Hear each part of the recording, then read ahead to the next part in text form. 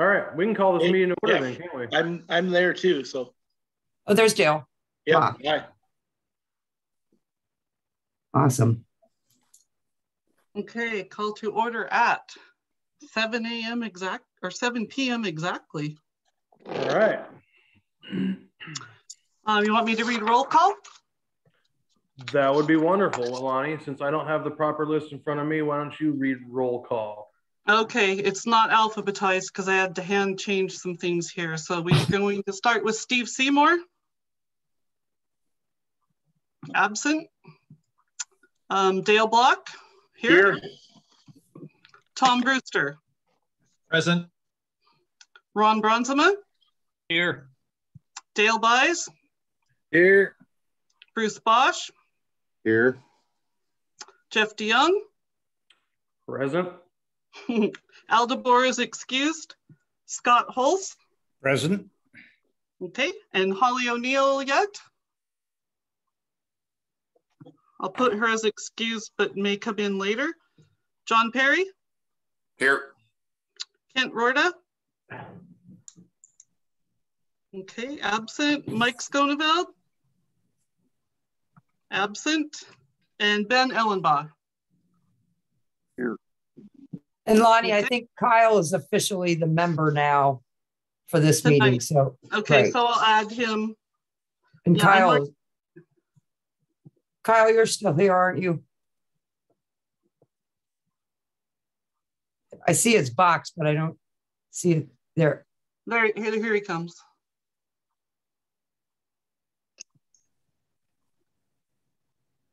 He always has audio issues. Yeah, I saw him. I'll mark him present. I'm sure he'll tune in as he can. Okay. So you done? We're through roll call. Yes. My name is Jeff DeYoung. I have been chairing this committee of the Whatcom County Flood Control Zone District for going on 4 or 5 years, something like that. So I would like to welcome all of the extra visitors here. This is not something we normally have, to have a lot of extra people wanting to participate in the meeting. That's good. This is a committee that's been meeting since 1991, I believe, 92. And it's an advisory committee that gives the county staff direction as they go about their work. And we are still supervised by the county council and the executive. So that's where we stand. This is just a citizens board that ideas the county has as far as how they can spend their money and spend their time is bounced off of us before they go forward on an annual basis. We meet every month. Well, not every month. We used to meet 9 times a year, 10 times a year. Since COVID hit, we've met 4 or 5 times a year. And where the county is at is we are still doing Zoom meetings. It's not my preference. I much prefer meeting people face to face and talking to them and talking over issues, but we're dealt with the cards we have and we have to move forward in that fashion. So here we are. We are going to start with an open session. We're going to try to hold that to about a half an hour if we even have the need to go that long. One thing I do request is that if you're going to speak, we see your face. I think that seeing someone's face and their body language is an important thing when we have discussions.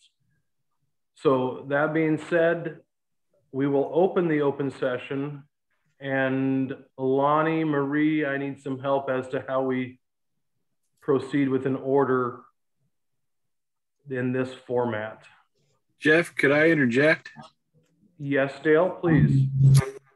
Most public meetings, the people that speak are requested to name their name, their address, and then try to limit their discussion to 3 minutes of non-repetitive discussion.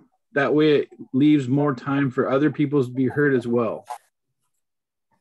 Okay, thank you, Dale. I forgot some of those more obvious things. I've gone to a number of county council meetings and whatnot, and that's right. Those are some basic rules in this format. So thank you, Dale. And if Marie could step in on order, that would be helpful to me. Yeah, maybe All you right. just want to have people raise their hands with that reactions little icon at the bottom, and then Marie, you could call on them. Does that sound right? Sure. And if people are having trouble finding the icon, you can just raise your hand on your video screen, and we can go from there. So yeah, I will start looking for hands. And that the reactions thing is on the lower bar. There's a little reactions, and when you open that up, there's a raised hand thing that puts a little icon next to your name. I'm not seeing any. Oh. Jeff, maybe you should officially ask if any of the public wants to speak. I see we have Marshall Judy who has raised his hand. Okay, if we have we will call on Marshall Judy. All right, I'm a city councilman for the city of Nooksack, and I just want to say thank you for meeting and taking the time to, host this and listen to the citizens' concerns. In Nooksack, we have 3 areas of concern. I think Kevin Hester, our mayor, will back me up on this. We get the Nooksack overflow from Everson at Emerson Road that comes through our town and heads to Sumas. That's number 1. Number 2 is the Sumas River in Swift Creek on the east side of our town that affects us. And Kyle Christensen has been a proponent of trying to address the Sumas River drainage up into Abbotsford. And then we have the Swift Creek sediment that seems to be a pretty big issue right now. And I know the county is addressing this with some projects to try to contain it, but we saw a lot of Swift Creek sediment come into our town and affect our residents inside of their homes, in their yards. And that's a concern of mine too. So that's all I wanted to say was we have 3 issues as a city of Nooksack that I'd like to be on the table for future discussion. And thank you again for hosting this meeting and taking the time to listen to everybody's concerns. Thank you. Thank you. Thank you, Marshall. All right, I'm looking for other hands that may be raised. Oh, we have 3 pages worth of folks now on my computer. I'm going through. If you open that participants thing on the bottom, Marie, they show up in a nice column. Okay. It's easier to find the hands, but I'm not seeing any. So I'm not seeing any other hands. We've got a lot of listeners maybe today. That's great. Oh, I see. I see a hand. Yes, Tony. Tony, I don't want to butcher his last name. It's Chunkapura. Go ahead, Tony. All right. Can you guys hear me all right? Yeah. Yes. All right. Tony Chunkapura, 504 East Main Street, Everson, Washington. Home has been, as many others probably can't live in their home, but myself, it's been uninhabitable since November 15th. And just got a lot of questions here that I've already sent policy and some of that already earlier today on what are the next steps for the mitigation for either home rebuilding or, are there areas that are going to be cleared out where you can't put the home on anymore to make an open floodway. So I have a lot of questions on that. I'm not sure if it'd be better for me to send it by chat or if I should speak it. And then the last question is if we've got under 300 homes that might need some kind of mitigation, whether it's lifting, there's rebuilding, how many people are in this county to lift the homes? All I know is Whatcom movers, but it takes months to assess and then to lift, and then how many foundations can be rebuilt or have to be actually laser as x-ray to see if it can be rebuilt or if it has to be torn out. So I mean, there's a lot of time to lift and rebuild homes before they can get rebuilt from the inside. And then how many water events are going to happen in between all that too. So there's a lot of homes in need of help.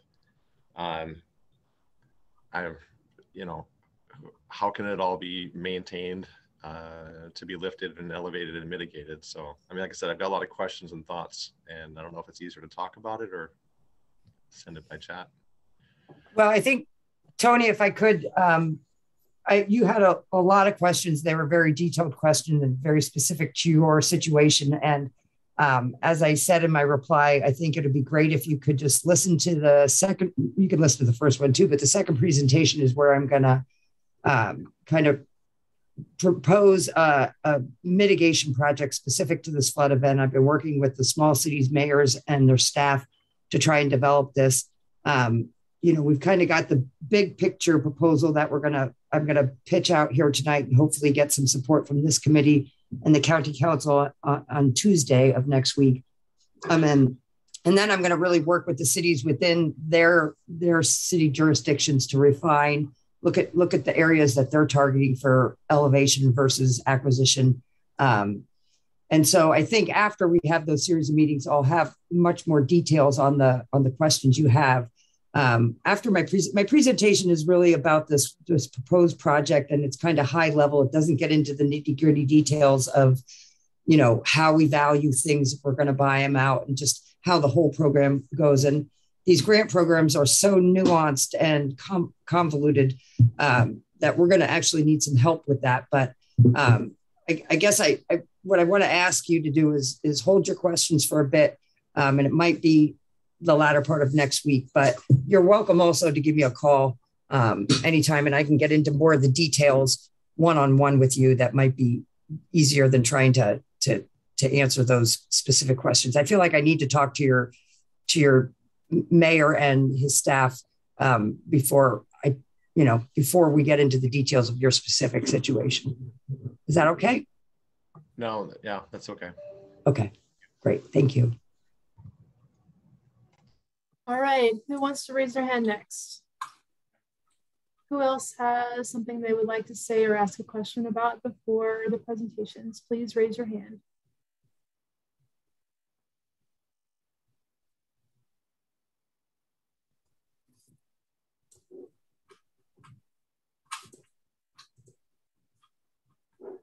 I'm not seeing any other raised hands at this point. Don't be shy, people. We're here to listen. We're here to hear what you have to say. There's one, Deborah. Oh, Deborah. Deborah, do you want to go ahead? Can you hear me? Yes. Okay, I have a question. You're talking about raising homes and doing work on the outside of the river, and where are we at with fixing the situation instead of fixing everything on the outside of the river? And by fixing the situation, are you referring to gravel removal? Gravel, sediment management is how I've been told to word that. More than just gravel, silt, trees, just what is clogging the river, and then along with that, the culverts and grass and all the other stuff that's clogging the creeks and causing backup problems. Well, and let me just start by saying, and any of the mayors here on this phone that wants to pipe in, feel free. We have been working with our small city mayors to explore some more immediate measures that might be taken. One of those, we've been looking at the effects of gravel bars in the vicinity of the Everson area, both upstream and downstream of the bridge, and just trying to understand the impact of what they really mean in terms of how much water goes over to Everson. So we've done some preliminary modeling work with that over the last 3 weeks. And I think yesterday, the city actually pulled the trigger on the city of Everson, kind of spearheaded an effort to place some super sacks along Emerson Road to try and reduce the amount of overflow that might have happened if this event that we had yesterday turned into something bigger. But in the long term, there's a lot of different efforts going on. I know we have a meeting with our state legislators on Monday to talk about kind of a flood prevention roundtable and how we can move forward with some hopefully significant support from the state to help us understand this river better and queue up some significant mitigation projects that are still yet to be defined. I think it's going to take a range of different measures, from elevating homes, buying out corridors to let the floodwaters go, understanding what sediment and vegetation infilling of the channel is really doing, and exploring options for trying to create more conveyance in the river. And then there could be some dike or berm building in places, some creating off-channel storage. We've got a whole host of ideas. And after you see these couple presentations, maybe you'll get an understanding of, we've been working on this river for a long time, and it's not an easy river to understand or an easy problem to solve. But I think we're getting a lot smarter over the years. And I think now, with this flood of record behind us, it's really brought a lot of resources, hopefully, to bear. And I am hopeful that we're going to make some good progress in the next few years. But if this were an easy problem, it would have been solved by now. That's what I can say. So I hope that answers your question. Yes, it answers some of the questions. It obviously is a long-term thing. It's not like we're going to fix it tomorrow. But as long as we are working at a fix and not just expecting everybody to lift their homes. Obviously, each flood, it seems like not necessarily every year, but it's getting worse. And so, for example, my son's home on 2nd Street in Nooksack was flooded, and it wasn't flooded last year. And then there's also homes in Sumas that it's worse. So we're not going to be able to just keep lifting homes, if this situation is going to continue to get worse, because the sediment in the river is worse. I see that John Perry's raised his hand. Hey, I just wanted to weigh in on this. What Paula said is she's spot on, that there's multiple solutions. The elevating and buyout program is one tool that we're going to use for the most, we're going to target the most heavily affected areas. But we've got to look at solutions up and down the river corridor, and both in stream or in river and out of river. There's not one thing that we're looking at. We're looking at all options, and I think everything should be on the table. If we can gain 5 or 10% capacity in the river channel, then that's worth it. If we can gain that in through some buyouts, that's worth it as well. But we had a flood event that had double or triple the amount of water that our channel can hold, and in what would be a more significant flood event. And we've got to figure out where can we put that to minimize it. So I think we'll be hearing a lot of good information from Paula and tonight. And I don't want to spend a lot of time answering everybody's questions, because I think those will come during the presentation. And then in future meetings, probably more in the community, we can hold those where we can answer specific questions that individuals have. So that's all I've got right now. Thanks, John.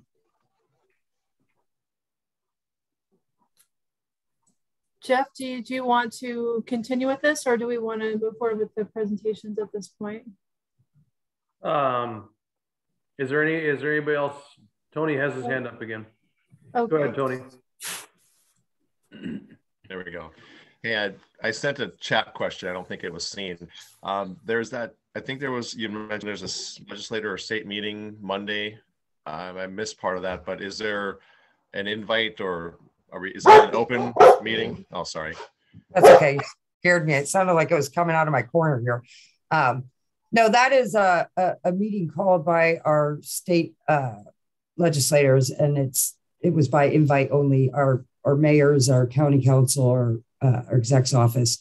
It's kind of to start to get a conversation started and the ball rolling. So it is not a public meeting. Okay. And will there be minutes published for that? I have no idea. I didn't set it up. I'd be happy to. Hey, Paula. Yeah. This is Ben Ellenboss. I know. Hey, if I believe that probably has to be a public meeting if a majority of council is involved, and I'm pretty sure they will be. So I'm pretty sure that will be an open public meeting. I don't know. I am not setting it up. I'm just invited. Yeah, I'm not setting it up either, but we had to RSVP so that there could be enough time to notice the meeting in the event that there's a quorum of council, and I'm fairly certain there will be. Yeah, good call, Ben. That's exactly what I meant to understand too with any kind of government. If there's a quorum, you will need to have it public or at least publish the minutes. So if you, Paula, could let us know, and if it is public where we can at least sit in and listen, that'd be great. Okay, I have Tony's email, so yeah, if I find anything out on that, I will try and let you guys know. And yeah, okay, I'll see what I can do. I'm being pulled in a lot of directions right now, but yeah. We do have another individual who's raised their hand that looks like Laura's iPhone. Yeah, excuse me. My name is Shannon Choker. We have a house at 216 Mitchell. And I just thinking, we have, say, 300 homes that people need to decide if they're going to raise or demolish or whatever. And we've heard some rumblings, I don't know if it's true, but that Canada wants to build a wall to divert the water back into the U.S. Two things. I'm wondering if that's going to happen. Well, if it's going to happen, and if it is, I don't think we have a choice. That we have to find a way to mitigate the river. Otherwise, Sumas will be underwater no matter what. And so that goes into our decision making of whether we want to rebuild or buy out. So it'd be great if we could get at least some kind of direction on that. Well, and when I started here with the county 20 some years ago, there was this Nooksack River International Task Force that had been meeting quite regularly. And we were working on trying to develop solutions on both sides of the border.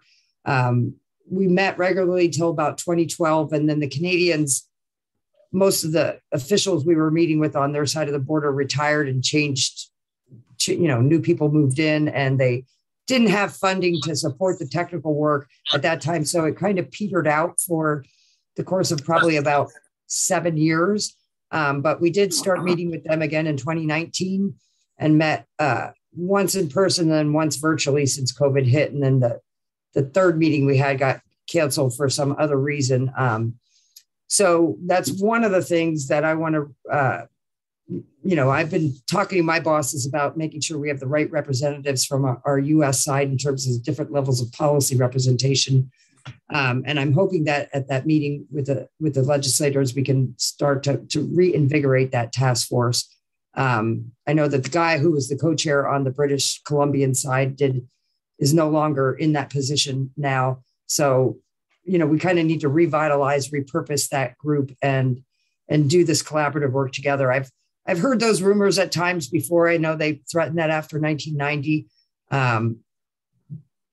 But, I would hope that our federal governments would be a little bit more cooperative instead of doing something like that. I mean, they have the potential to flood themselves deeper if the Fraser River actually comes south, because, Lake Sumas was part of Lake Sumas in the 1894 flood from the Fraser. So, Sure. Okay. But I definitely hear what you're saying. I can't say for sure, but I would think that we would have some warning if the Canadians were really going to. I did see Mayor Braun at one point during one of those briefings during the flood talk about that. And they were talking about doing a sandbag thing, and it would have to be 18 feet high, and it would flood all of Sumas. And it didn't sound like it was on the top of his priority list, but I can't really speak for the Canadians at this point. Okay, thank you. You're welcome. Thank you, Shannon. We have another hand raised, Dale Buys. I just wanted to say that I think that maybe the Canadians got a little bit complacent as well and not participating in those meetings. But I think that with this event, they're going to be more ready and willing to attend those meetings so that we can have good discussions. Yeah, and I'm not sure if it's really complacency or just lack of funding and a complete turnover of staff, but I definitely think whether it's that forum or some other forum that comes out of all this, you know, there's going to be significant engagement and interest on both sides. There are no additional hands raised at this time. Okay, I think it would be good, from what I understand, Paula has some good presentations prepared for us. So I think it'd be good if we move forward with the agenda. There will be a time, excuse me, later to come back and be able to answer a few more questions and hear if some people have some more input. So Paula, let's move forward with, it looks like your first item is summary of the flooding. So go ahead. Exactly. Okay, and this presentation is really from the perspective of the flood control zone district and the flood control infrastructure that we are involved with. So I'm not going to talk about all the transportation issues or really drill down into the impacts within the cities. This is really, I think the next presentation starts talking about the residences and the people that were harmed, but this is really about the work that we do on a daily basis, trying to maintain a flood control system and understand this river. So I'm going to start looking backward at the 2020 flood, just because this flood event, we've had some time to really digest it scientifically and understand it a little bit better. And this is a plot that shows these are the hydrographs that you see on the National Weather Service. They're very similar. You've got basically flow on the vertical axis and time on the horizontal axis. You guys are probably pretty familiar with this by now, or maybe not all of you, but this shows at the different gauges. So Cedarville is our upstream gauge, and this is what the USGS estimated the flows to be based on what they measure in the stage. They actually measure the water level, and then they take measurements during different flow rates and develop this curve that they can use to turn water surface elevations into flows. And it's a challenge on the Nooksack. And this chart kind of demonstrates what happened after the 2020 flood. So this provisional gauge data is just, this is what they published right after the flood. They didn't do their quality assurance QA/QC on it yet. But when the modeler that we work with from Northwest Hydraulic Consultants, a consulting firm, first plotted these up, he's like, something's fishy's going on here. And you can see it because we know Cedarville is our upstream gauge. And you can see that the peak and the volume, which is the volume of flow that goes by, is kind of the area under this red curve. So the peak flow and the volume under this red curve visually looks to be less than the blue curve, which is at Everson, downstream of the Everson overflow. So typically our Cedarville hydrographs are higher, and then whatever gets stored in the channel and the floodplain between Cedarville and Everson kind of reduces the flow at Everson, and then whatever flows over Main Street is totally left the system. So we always, in any significant flood, expect that red curve to be higher than the blue curve. Yeah. I've got some chat here that you're showing two slides and it's confusing. You've got the main one and then to the right you have one. Okay, wait a minute. I shared the wrong screen then. Yeah, can you just share the slideshow? Yes, that's what I'm trying to. Sorry to interrupt. No, it's okay. Wait, let me This is 2, it says. I want 1. Share. Okay, how's that? Perfect. Thank you. Thank you for that comment there. I practiced it, but I guess I didn't do it right the second time. So anyway, so basically when we plotted this up, we went to the USGS and says, this doesn't look right. Can you relook at your data and give us a revised estimate? You know, and we didn't really want to bias their revisiting of this, but we did, you know, suggest that we thought that Cedarville should be higher than Everson.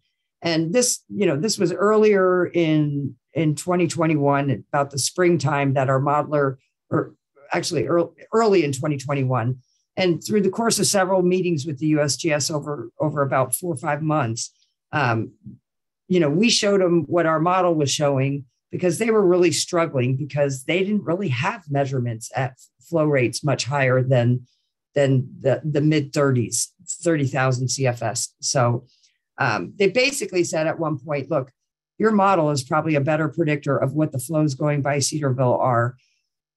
Calibrate your model, let us know what it is, and we can see if we can make the data fit with your model, because they just didn't have real-time measurements up at those higher flows. And I'll show you some other information on that in a slide or two.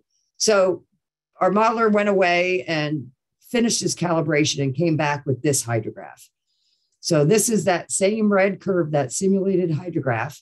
And then this blue hydrograph is how we artificially inflated it to get it to calibrate both on the downriver and in the Everson overflow. We have a whole network of water level sensors in both those corridors. We collected a ton of high water marks after the 2020 flood, provided all that information to our modeler. And he basically said that, you know, the USGS originally estimated it about 37,000. It was probably more like 48,000 to have enough water to go in both places and cause the impacts we saw. So, you know, this actually resulted in the USGS adjusting their rating curve based on our model, which likely gave us better intelligence during this 2021 flood, because they probably would have underestimated what it might have been as well. So, so this is just an example of the kind of the investigation that we have to do after the flood, just to make sense of the gauging data and what we saw out on the ground, given that our inflow hydrograph at the upstream end of our model is essentially a calibration parameter, because we just don't have a stable cross section there at our gauges. The upstream gauge used to be a Deming. During the 1995 flood, they showed that the channel dropped 25 foot throughout the course of that flood, and it went down and up 25 feet. So we actually moved the gauge to Cedarville in the hopes that it would be more stable. And it is more stable, but it's still not stable. This is those rating curves. So this is the curves the USGS develops when they go out and measure the flows. So this is stage, or water surface elevation, on the vertical axis, and this is the flow across the horizontal axis. So you can see, if you just look at one stage of 149 and you come across here, at some point they had a rating curve that would turn a stage of 149 into about 37,000 CFS. But at a different point in time, they would have come up with about 44,000 CFS. A different rating curve at that same stage gets you into the low 50s. And then this green one, you know, if you project that out, it's probably close to 70,000. So we can go from 37,000 to 70,000 for the same stage, depending on how they extrapolate this rating curve. And you can see all these little dots here are their actual flow measurements. And you can see they're very, very tight on the lower end, but on this upper end, there's just not a lot of data. And you know, they got out there several times during this flood, because we've been talking to them for years about the changes we've been seeing in terms of what we think is a threshold for overtopping at Everson. But this is just, I keep telling people that our river doesn't follow the rules and the assumptions that are inherent in the way we gauge rivers, or in the way we model them, the tools we have to model them. And that's just the nature of a gravel bed river that changes its geometry so significantly.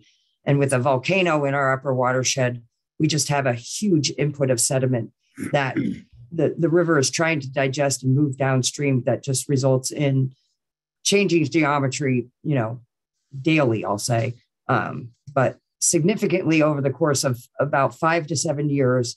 Every 5 to 7 years, we need to update our model topography to be able to calibrate floods throughout that season, that range of time. So this next chart actually shows, okay, come on, oops, boom, there. So this is actually the cross sections that the USGS has gauged. This is all the data they've gauged since we put in the Cedarville gauge. And so this is basically, when you're looking downstream, this is what the river bottom looks like when they're out there measuring velocity. So the way they measure, they come up with these flows is they measure this cross section, and they take little slices out of this cross section, and they measure the velocity in each of those slices. And they basically, for each slice, say, okay, this is the area in the slice, this is the velocity, area times velocity equals flow. And then they add up all those slices of flow, and that's how they estimate flow and develop those rating curves.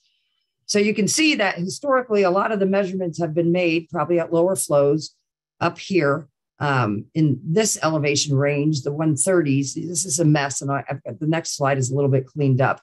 But the most recent measurement, or the deepest, lowest measurements were made during the most recent time. So here's our 2020 estimate, which was still significantly lower than a lot of these up here.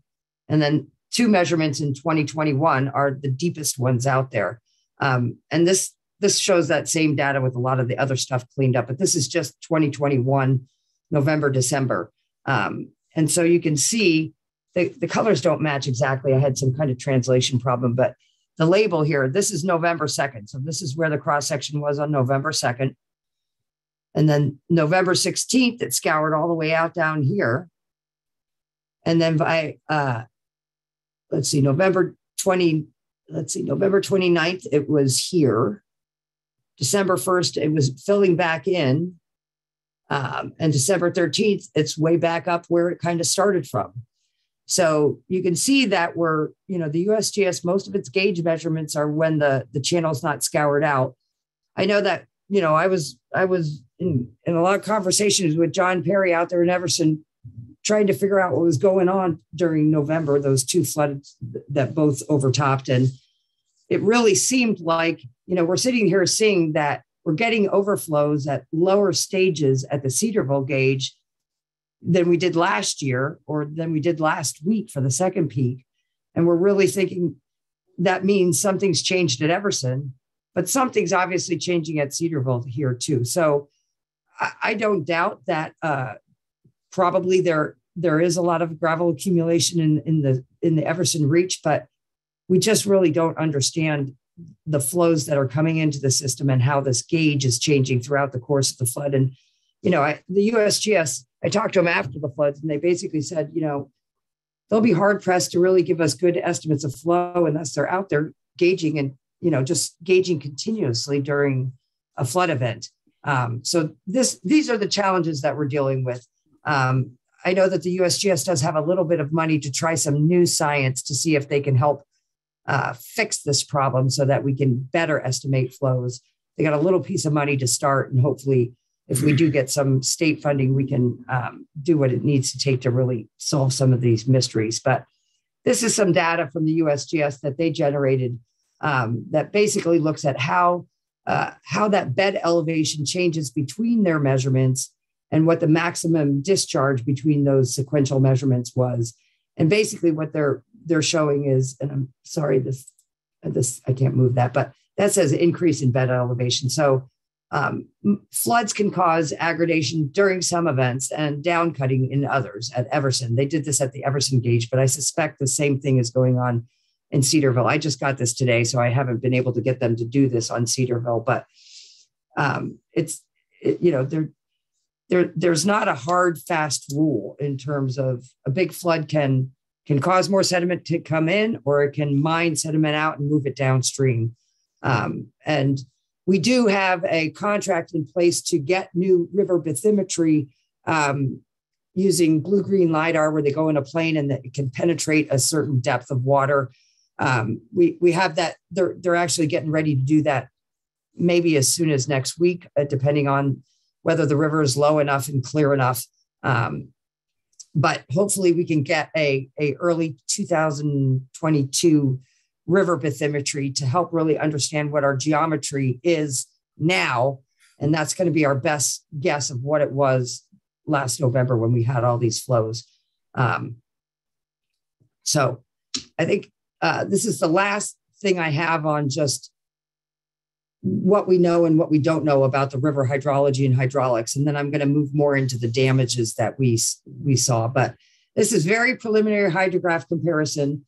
And what this is that 2020 flood, this is near Deming where we input the hydrograph. So this is the hydrograph that resulted from that model calibration that we did to the 2020 flood.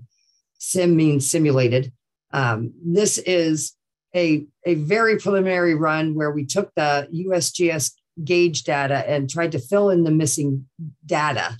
This is the Cedarville gauge simulated basically what we put in at Deming with some, we just sketched in this peak and it's kind of flat topped. You can see it should probably be a little bit more rounded. But I just wanted to show you this because, the impacts in that Everson-Sumas corridor are affected by not only the peak flow, but that whole flow volume. So, the area under these curves is that volume. And this orange line is what we developed years ago based on a lot of different statistics on both peaks and volumes. That is our best guess of what 100-year flow, looking, using past records, not necessarily dealing with climate change or anything like that. But you can start to see that this November flood was very much bigger than the 2020 flood and approaching a 100-year flood event. Again, this is preliminary. We need to go back and calibrate that model and see if we can put a better shaped hydrograph in at Deming and get the right, match the stages that we've observed in both overflow corridors and at the gauges downstream on the main river and at Main Street. But we've been kind of spread in a lot of different directions, so haven't really been able to get going on that work as we've been trying to help some of the small cities come up with more immediate measures. So any questions from the committee members on any of these slides before we get into the whole damages?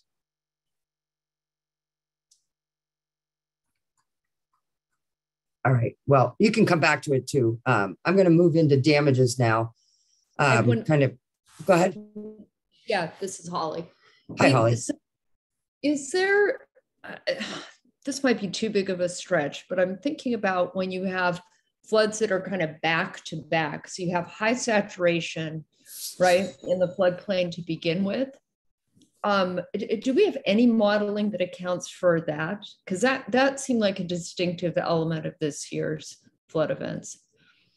Yeah, well, and for the hydraulic modeling, we take a hydrograph, and put it in, and it will, so it's routing that flow down the river, and it's draining the flow on the receding limb, and then when the flow goes back up, so it doesn't account for the lack of infiltration. That's too fine resolution for a hydraulic model.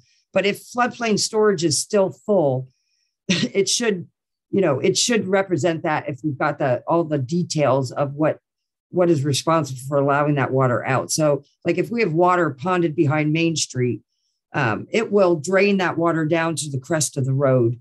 We might not have every little pipe underneath the road in there, so it may not drain it all the way down below that road, but it's a pretty good estimate in terms of the floodplain storage being filled and then draining. We've got the bigger pipes in the system, like down in Reach 2, where they have some giant culverts that drain those overflow corridors. But it's not a hydrologic model. That's where you really get into the groundwater being depleted and lack of infiltration. But when we're talking about these kinds of flows, that's kind of all in the calibration. It kind of works itself out. Okay. Thank you. You're welcome. No hydraulic model is ever perfect, and it's never going to be perfect on the Nooksack. I appreciate that a lot. Yeah, I mean, So I think we're just trying to get like what, generally going to look like and how's that going to change. And I think these are really effective for that. And I appreciated the way it was put together. It made sense. Okay. Thanks, Holly. And Paula, is that level of detail in the projections while we're seeing the event, or in your modeling after the event? After the event. So the level of detail of depleted storage in infiltration. So the National Weather Service is actually doing hydrologic modeling. So they're looking at what this rain is coming, and they're using models that look at, how wet the ground is, what the temperature is, what the snow is doing. Is it melting or is it storing? So the National Weather is doing the hydrologic modeling. And so they're coming up with flows, and they're converting them to stages using those USGS rating curves. So that's those graphs we get from the National Weather that have flow on one side and stage on the other. Our model takes that flow data and turns it into water surface elevations. So there's kind of two steps to this. You need to know how much water to put in the detailed hydraulic model. And we get that from either National Weather Service during an event or from the USGS's best guess after an event. Does that make sense, John? Yeah. I think it was just more of a, how much of that information is calculated in while we're standing on the ground, watching the river rise, and how much do we look at it after the fact? Because we're gauging our level of response based on that initial modeling, and as we've seen that to be, I don't want to say inaccurate, but volatile. You want to just know how much is being taken into account of what our current conditions are. So and hydrologic modeling has really come a long way in the past 20 years. So I'm guessing that they have pretty detailed models with soil storage and all that kind of stuff pretty well represented. I think their biggest challenge is just where is that atmospheric river going to point its jet at, and just weather prediction in general. Okay. Yeah. Thank you. You're welcome. All right. Feel free to go backwards if we need to, but I'm going to jump into damages now. So starting upstream, and again, there's upstream things that are more road related than, but this is truck road out there.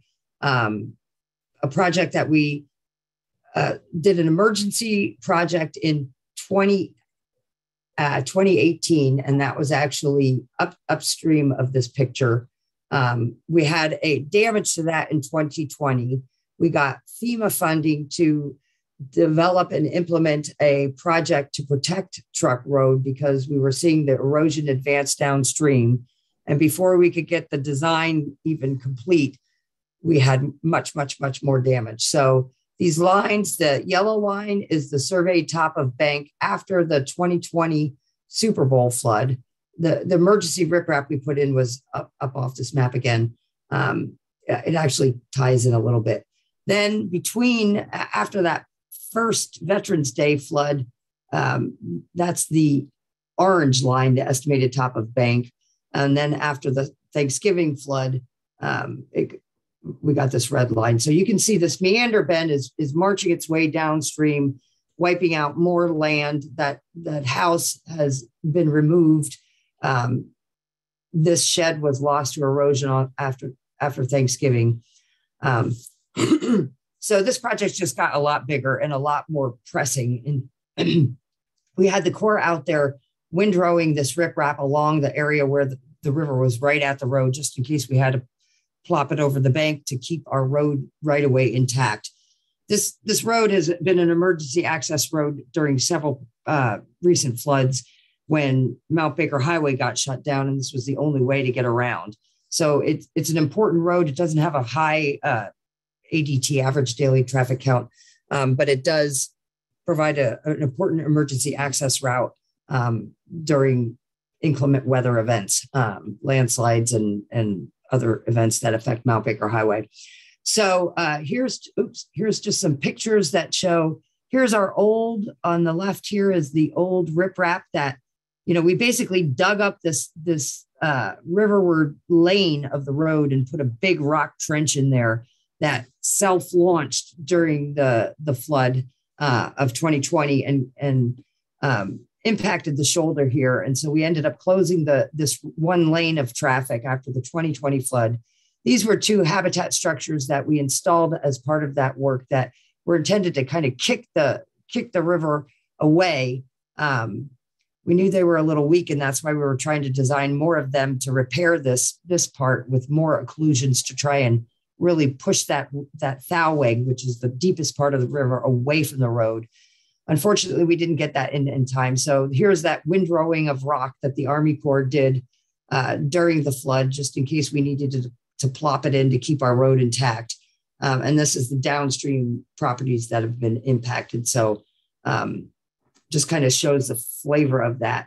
Now, fisheries really does, we've been working with fisheries and the tribes and all the different people we have to get permits from in developing this design. And they understand that these riprap walls, basically, they kind of suck the river to them.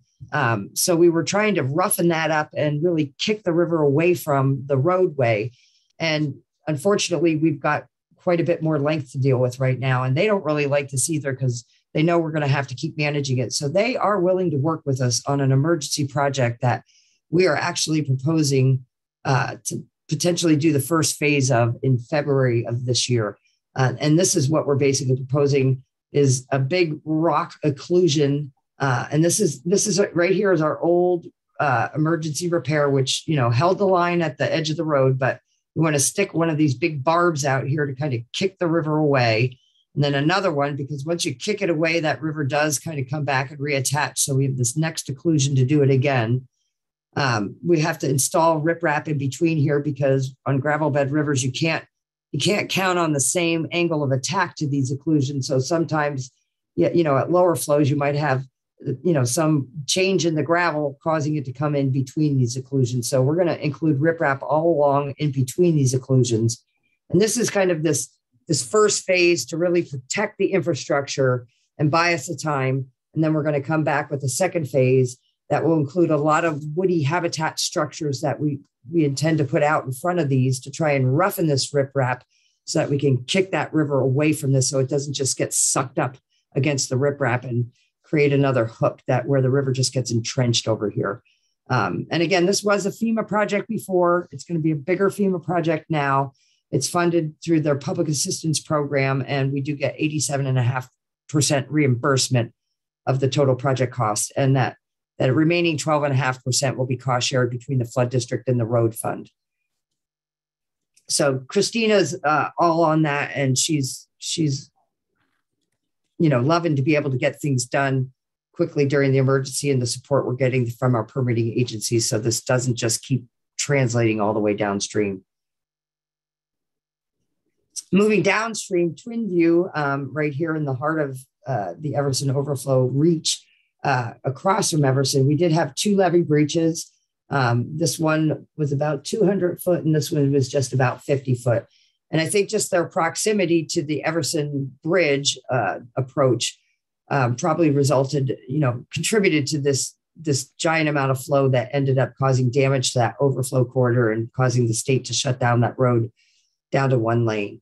You can see, this is where some of that, the gravel bar accumulation and vegetation growth has been going on over the years. This didn't look quite as treed and big in 2006 as it does now. So this is some of the area we've been exploring with the cities in terms of how this roughness and gravel, clogging up the channel, as somebody put it, is really affecting the Everson overflow. So, but basically, what we were worried about, after that first flood event, I contacted the Corps of Engineers. This is a Corps levee, and the Corps also provides just flood assistance during floods, even on non-Corps levees. I contacted them right away after that first flood and said, can you get up here and do an emergency assistance during the right away, because we're worried about losing this culvert at the bridge approach to, the state bridge approach to the bridge. And they initially when I called them back the next day, they were like, yeah, I think we're going to get approval for it. And they were going to come up in about 2 weeks. And I was like, did you look at the weather? We're going to get another flood next week. And instead of 2 weeks, it was 2 days. They ended up showing up on, instead of Monday, Tuesday, but they were able to actually do the work to plug this up and repair this levee before that second blip came, more than a blip, but that second peak came, so that we avoided any more damage to that culvert and that bridge approach. We could have actually lost the highway there if we weren't able to get the Corps up there to do this work. So kudos to the Corps. They really came to our aid. This is the next downstream one. The Timon levee, Hannigan Road is off the screen of this map, but all the water that goes out here goes over Timon and eventually gets over Hannigan and gets routed towards the Linden treatment plant. So this was another big breach with a big giant hole out there. Again, another little breach next to it, a bunch of backslope damage. This one was a little bit more challenging because it gets flow through it at a lower flow. So, you know, they started work on it and the river came up again and it flowed through the hole again. So this one was took a little bit longer to fill in. A lot more material had to be brought in, but they were able to actually complete this plugging of the hole. It's not the best construction given the conditions we were doing it in. So this is one that we will be actually trying to rework this summer with the Corps as a normal summer construction rehab project. But at least we were able to get that water shut off for the rest of this winter and Hannigan Road open again. Moving downstream, this is another one. Let me make sure, I didn't skip any. Rainbow Slough levee, and this is Marine Drive and Ferndale Road. This is just a little distributary channel of the Nooksack that has a levee on the north side of it. Here you can see it was just a tiny little hole in this, but this whole levee here, not the whole levee, but good portions of this levee did overtop. And this was a breach, and all that water was going to Haxton Way, which is the primary access to the Lummi Reservation and the Lummi Island Ferry. And the tribe did have they were basically cut off for a good part of that first flood. They had people being evacuated for medical reasons by boat because Haxton Way was just too deep and swift to get people across in a car, too deep anyway. Snow plows, all kinds of stuff. People were being ferried across that flooded area. So this was small enough. The Corps ran down there and fixed it before that second flood came. I think it was before. It might have been after. I can't remember. But they got it. Yeah, it must have been before because it didn't get any bigger. So that got plugged up too. So we were able to at least get access back to the reservation by some routes. But Slater Road was still closed because the final significant levee breach that we had was on the Marine Drive levee. And this levee is actually on the east side of the river. It's much lower in elevation, and during any real significant flood event, it does overtop down here and starts filling up this eastern floodplain. And when you get a breach, it fills it up a lot quicker and a lot deeper.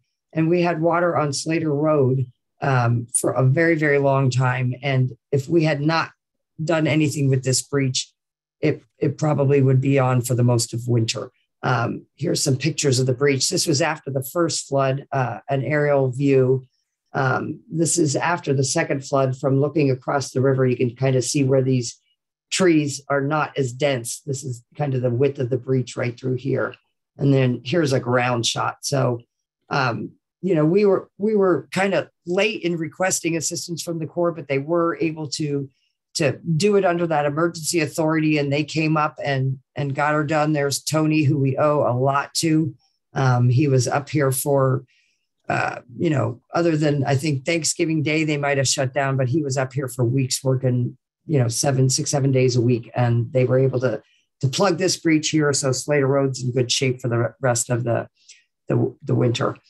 We do have some more damage on this in other places that was inaccessible. That still is another FEMA project from the 2020 flood that we're working to repair. And we're going to have to deal with some kind of mitigation here as well. But I can't say enough about how the Corps came to our rescue. This is the kind of event that the Corps' emergency authority really saves, little little jurisdictions like Whatcom County and all our partners. And then, so now after the heat of the battle, now we go into the summer levee rehabilitations where we do these in a more normal construction window where we have material that's better moisture content and we can build better levees. So the 3 levees that we have put in for rehab are the Timon levee, because like I said, that was challenging conditions. It's plugged, but it's not as good as a levee as we want it to be. We have the Upper Hampton levee, which had some problems, a couple different places, some erosion on the front face. And then we have the Polander levee, which had a bunch of seepage and a lot of backslope damage. We did some ring dikes out there, but and the Corps came up this Tuesday and conducted their preliminary assessments and are working on their PIRs, preliminary investigation reports. That's what they put together to get the funding approved, and then this project can be built during the summertime normal construction window. So that is all I have for you guys. Any more questions?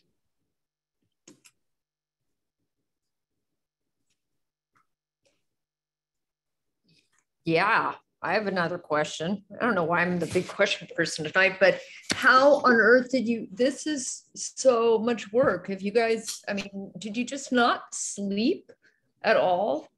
I didn't sleep much. I tell you, yeah. And when I look at all of this, I didn't sleep much. I worked a ton of hours, but I will say my staff rose to the occasion. Travis was levee man. He was out there dealing with the Corps, getting all these levees done.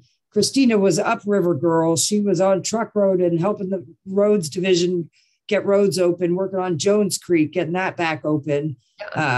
Danny was running our sector response. You know, Deb was out there, you know, helping in her sectors. I mean, my staff and the road people that we work with, they rose to the occasion, and, you know, everybody, you know, it was gratifying for me to see, you know, not only how our staff responded and just took the ball by the horns. We, as Christina called it, we all self-segregated and did what we're good at. And, and it was really rewarding. But what was the other thing that I want? I just lost my chain of thought, but it was a ton of work. But I got to say, during the flood, you got to focus on that one good thing. I mean, I was the intelligence trying to help the cities figure out how to respond, and working with the weather surface, as well as trying to give my staff the guidance they needed. But I keep losing my train of thought there.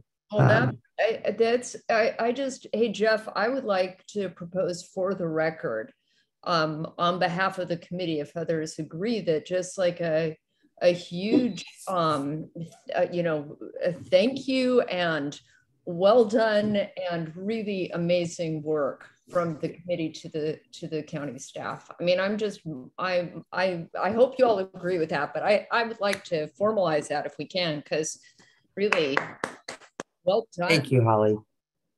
Thank you. Thank you, Holly.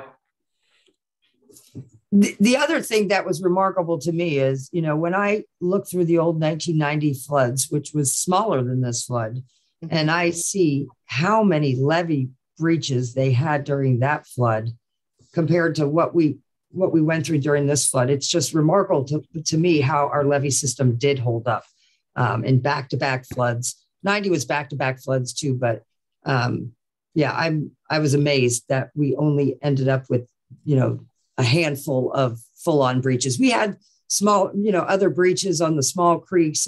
Travis was working with the Corps on Sar Creek. We worked on Fish Trap Creek. There were other little smaller systems. A lot of the alluvial fans blew out. But in terms of the main flood control system on the Nooksack main stem, it held up incredibly well. So I think that's a testament to the improved maintenance that we've been doing over the years. We work with our partners, the diking districts and the subzones, and they've got, you know, the vegetation under control in the top and the back slope, and are more on top of things when we do start to see some damage, trying to get on it before it turns into something bigger. So, but no, it took a village, and we've got a good one.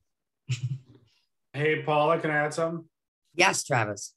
This is Levee Man. So don't go run into the hills telling everybody, oh, the county and the Corps is going to fix Polander, Hampton, and Timon. I think Hampton and Timon is a for sure. We still need to discuss with them Polander because they don't know if it can meet their criteria. Yeah, I saw that too. This is what we put in for a request. That's why I didn't go into the details. Yeah, so right. I just didn't want everybody in the valley saying, "Oh, sweet, they're going to fix Polander," and then if we don't do it, they're upset. So right. No, thank you, Travis. Eventually, it definitely does need some back sloping and some cut off or trench, cut off trench to eliminate the amount of seepage that's coming through there. Yes. Yeah. So yeah, thanks for that being said, Travis, I'm familiar with that stretch of levee, and it might not make it through the next event like this. I'm with you. It's not my call, but there is what we did talk. And still got to meet with the Corps. I'm not saying that they're not going to. I think there's a good chance they will. They just want to have a conversation with myself and Paula.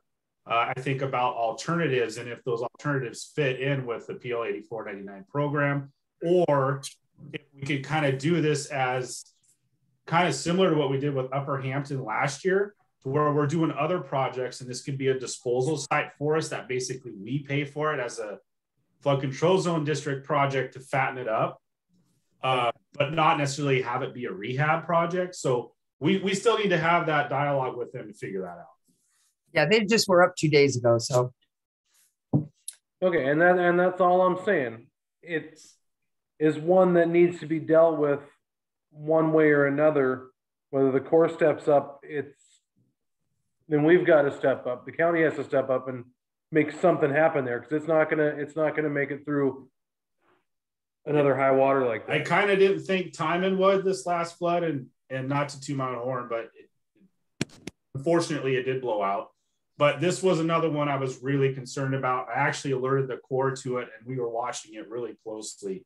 And we did do those little dots you see on the map. We did do a little Band-Aid job after the flood because we knew we were getting another flood soon. So we did shore it up some, but yeah, it needs a better whole prism built through that section. Yeah, but if they do generate material on the other projects, I love that we use it as a disposal site for that material. We brought in a lot of material to the Upper Hampton to improve that back slope. There's opportunities with that Upper Hampton project. We're going to generate a lot of material from that. So right, and this is pretty close by. Yeah, thanks, Travis. Mm-hmm. Ben, you have a question? Yeah, I think I don't want to rain on anyone's parade. And for those of us that have been following along in this flood control zone district type of meetings for the last couple decades, we can appreciate, Paula, I can appreciate your scientific talk and how much you know about the river and how well our levees did in comparison to how they could have done or how they performed in the past. But I think that to the new person who's here at this meeting for the first time, listening and having us pat ourselves on the back for a wonderful response, I think that we might want to be careful about doing that, because to the, I don't know how many homes, 700, 800, 900 homes that were destroyed, they're probably not thinking that everything went as well as we may think it has. And so I think that there's probably a lot of people on this meeting that are saying this is great information and these flows are wonderful, that we're trying to understand them. But I think a lot of people probably want to hear, what are we going to do in the future to continue to take care of these levees? But we do have a managed river system. So what are we going to do to manage it better in the future to keep them from having the devastation that they had before?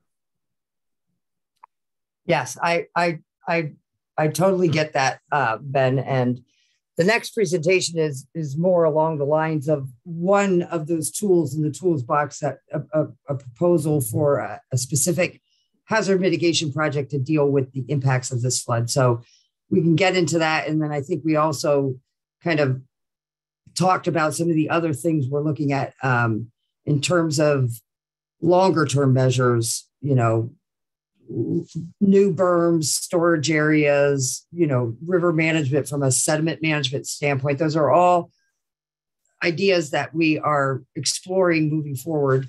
The hard part is that we do need to understand what the flow and sediment is doing to design any of those measures and have any kind of reliability on those. I mean, if you're designing a levee, you really need to know what the flow rate going by it is, and you know how that channel changes vertically. So Paula, Jeff, just wanted to let you know we do have a couple folks that have raised their hands. Okay. Kyle Christensen and Ron Bronsma. Right. Yeah. And those are both members of the committee as well. I know, Marie, you don't know who's on the committee and who's just a public, I just wanted to make sure you guys knew that they would like to say something. Yeah. Okay. Well, go ahead. Yeah, this is Kyle. Can I talk, or whose turn was it? I'm sorry. Yeah, go ahead, Kyle. All right. Hey, thank you. I just want to kind of follow up and understand Councilman Ellenboss's point. And, you know, there have been some meetings going on, and there's 2 more meetings, you know, happening this next week, you know, with key community leaders and, you know, other organizations about how we can do some flood mitigation things to, you know, take some action, kind of like Paula had mentioned. So I know that a lot of those meetings haven't been public yet. We're trying to get the right players involved. There's a lot of agencies that we're bringing into those meetings, and we hope to, you know, have some things to announce over the next week or 2. But just wanted everybody to know that there is stuff being done. We're just trying to do it in a way where we can, you know, add agencies in a way that we can keep momentum going and bring the right people to the table. Because I totally agree with Ben on that, is we do need some permanent solutions, and we aren't ready to come out to the public yet, but that's coming. Everybody needs to have a chance to have their voices heard. So I just wanted to chime in and say that we are working hard, and we'll be able to hopefully, you know, make some of those things public soon. Thank you.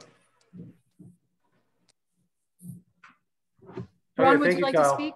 Yes, you know, Paula had mentioned earlier that we were lucky and we didn't have near the damage we did in 1990.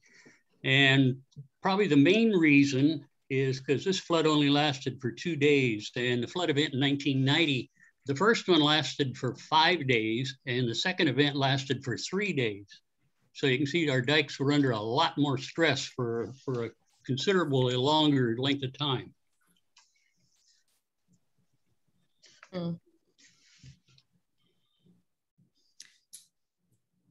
Okay, thank you, Ron. Holly?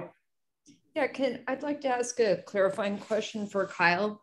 Kyle, when you say we are meeting, I'm not sure who the we is. But can you remind? And I apologize. Can you remind me what subzone you? Yeah, sorry about that.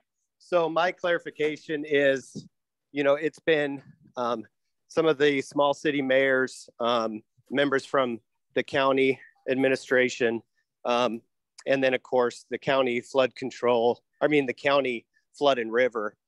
And, you know, what I'm saying is, you know, that those will come to this committee. It's just right now as elected officials, you know, trying to get the scope and get the different options out there. And we don't want to get the cart in front of the horse. And so I'd say that there's been mayors and other county leaders just involved in those discussions. And like I said, we'll bring more people into that.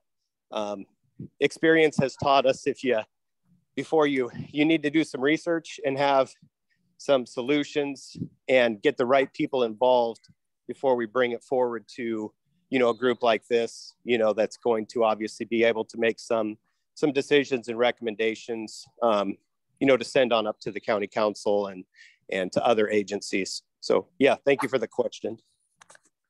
And then John Perry has also raised his hand. He would also like to speak. Yeah, just wanted to follow up with on what Kyle just said.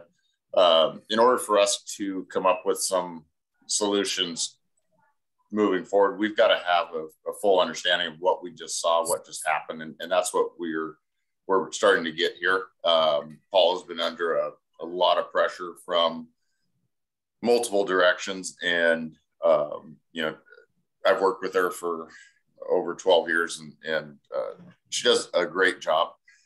But this is a big issue. It's affecting a majority of northern Whatcom County, and the solutions aren't just one thing. It requires looking at everything.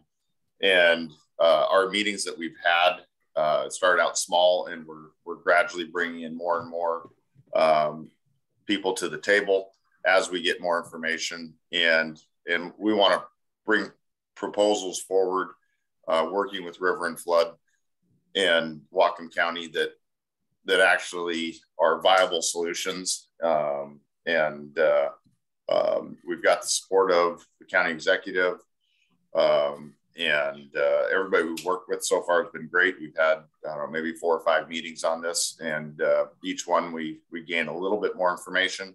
But we still got, we've got a lot of work to do, and it's going to take a while to get through this and get to a spot where we're able to have some good solutions, and then we've got to find funding. So anyhow, that's looks like Ben's got something to say, so I'll leave it to him.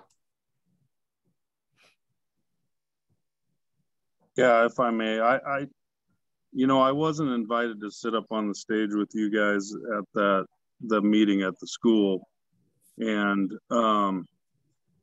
if I would have been up there, what I would have said to the public is that, I grew up on the river. My farm's right in the floodway there. And so I've been coming to these meetings.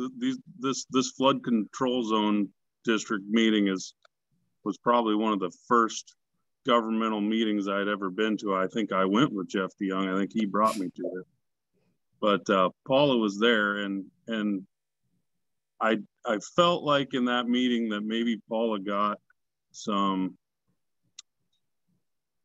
I'm not going to say thrown under the bus, but I think it felt to me like she got some undeserved flack. And I just want to say that Paula and the folks here at Rivers and Floods, I view as not part of the problem. I view them as a good portion of the solution. And so don't take what I said earlier as criticism, but I just wanted to maybe remind people of the audience that's out there maybe tonight, and that their experience may be a lot different than those of us who have been involved in this meeting for a while. So Paul, I think you do a great job, and I always appreciate, the work that you guys do. And I think that any solution will be routed, through you guys. Thank you, Ben.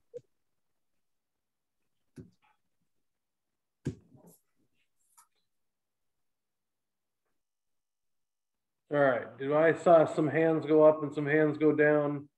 Where were we?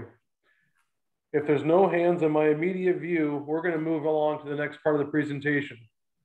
Paula, please get started before we get sidetracked.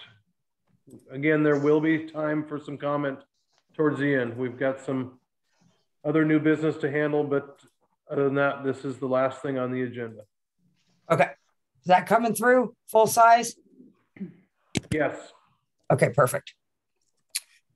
Okay, so this is something I've been working on with our small city mayors and their staff to try and develop kind of a what I'm going to give you right today is kind of a high level overview of the scope and the approach we're taking in developing a hazard mitigation project specific to this 2021 flooding. So it's a much shorter presentation, lots more words than pictures, but I hope this makes general sense to you. And ideally, I'm hoping to take this to the county council on Tuesday. After I hope we can get a recommendation from you guys to move this forward to them. I'm going to present the same presentation to the council on Tuesday, and then we're going to start working on it. So the overall scope of this is a voluntary project that includes acquisitions and elevation assistance, voluntary acquisitions targeting those areas that were worst damaged, where the worst damages were experienced and that are either an existing or potential future floodways, because residences in floodways, basically if you're substantially damaged and if your residence is in a floodway and it's substantially damaged, which means the damages exceed 50% of the value of the structure before the damage, state law doesn't allow you to rebuild except for one instance where you're an a farmstead working on a working farm that's generating income. Those are the only instances you can actually rebuild a residence that's substantially damaged. So, if there's houses out there that have been carved off and it's just a house on a lot and the farm's no longer part of it, it gets burnt down, they're in the floodway, they can't legally rebuild. So that's kind of why we're targeting acquisitions for those areas where either they got really, really damaged and it's probably just a bad place to be, or the regulatory situation is such that we're setting them up for future failure. So that's this is the way I've been thinking about this. And I've been looking at the unincorporated areas and working with the cities who are looking at within their jurisdiction. So the scope of this project is, acquisitions in those worst areas, elevation assistance for areas adjacent to those, what hopefully will end up being floodway flow corridors where we've moved people out of the way and are going to give the room to the river for the water. And again, we're working within both the cities and in the unincorporated areas. My plan is to apply for multiple grants with big dollars, and we'll work on the unincorporated area parts and pass that money through to the city so they can work within their boundaries, within their jurisdictions. And given what we perceive as the scale and the need out there, we expect this project to be funded and implemented in several phases. And this picture here is just a picture of Sumas. I'm sure you all recognize the border crossing there, but you can see there's really not a good corridor that's open for water to flow. So hopefully we can create something like that as we go through this project. The potential funding sources here, I have in hand. We have been spending a 2019 to 21 Floodplains by Design grant that has a little bit of money left in it for acquisition. We've acquired some property already, but it does have a little bit of money left in for Upper Reach 4, which is the Deming Reach. And our initial concept there was to buy. That's where there's a discontinuous levee system. I'm going to actually talk about that one when I get to the map. I'm going to kind of take you on a little GIS tour of the river to kind of illustrate the target areas. But just understand that this current grant that we have is really targeting Upper Reach 4, which is Deming, and we have to decide what to do with that. We're also about to put in front of the council a new Floodplain by Design grant for the 21-23 biennium that has $1.5 million in it for land acquisition that is not targeting any specific reach of the river. So some of that money could be available relatively soon to start getting some of the people that don't have a home to go back to out of harm's way, depending on all these other funding sources. So I actually just, while I was waiting for this meeting start, sent our pre-application into the Department of Ecology for the 23 to 25 grant round. And there we have a bigger pot of money for acquisition. I think that task budget was about $8 million. So I just, this is a pre-application. We still need to be invited to apply. This will be the third phase of work under that grant program, third grant we got. So Ecology has been been liking our project so far, and given what we just went through and the need here, I'm hopeful that we'll be successful in securing more grant funding in the next round. The other pots of funding, so HMGP, that stands for Hazard Mitigation Grant Program, and that is a pot of money that becomes available after a disaster. And what FEMA does is they assess the preliminary damages, and then they take a percentage of that total dollar of preliminary damages, and they allocate that for hazard mitigation. And COVID was a big disaster, and it had a lot of damages, and it has a big pot of HMGP funding. That the letter of intent for COVID was actually due on November 30th, and we were still fighting floods at that point. But they did, the state emergency management department actually funnels that money to us from FEMA, and they actually do a state ranking and send that list to FEMA, and FEMA ultimately agrees with the ranking and funds it. So when they saw what we were going through, they actually extended the deadline to January 3rd. So we were able to get a letter of intent, and it's actually called in that program, I think, letter of intent that basically said, we're putting together this acquisition and elevation project that's, lower Nooksack wide, including the cities. And we just put a dollar amount of $30 million in there. Just, we need to sort out the details and figure out what the scope of this project will be. But they were encouraging large grants as large as 30 million. So I just put $30 million in there as, now we'll get, the guy from the state pretty much told me that he intends to invite us to apply. So now we have to do the hard work of working within our communities and with our landowners and really identifying what properties are we going to target for what, and do all the grant writing and justification from a cost benefit analysis. It's a lot of work to put these grant applications together, but when they're coming with $30 million potential, it's well worth it. So we've got that grant that we got our foot in the door for. There's also going to be a round of this hazard mitigation grant funding that's going to result from our flood, the November 2021 flood. That's going to be a lot smaller pot of money. The overall pot may be he was estimating in the $6 to $12 million range because the damages were not finalized yet. So there won't be near as much money that's available. But we are a priority for that money because we were damaged in this event. So if we can get an application for kind of those properties that can be expedited, and there's all kinds of nuances in the HMGP program that I don't want to go into, but like substantially damaged properties, you don't need to do a cost benefit analysis for, so you can expedite those.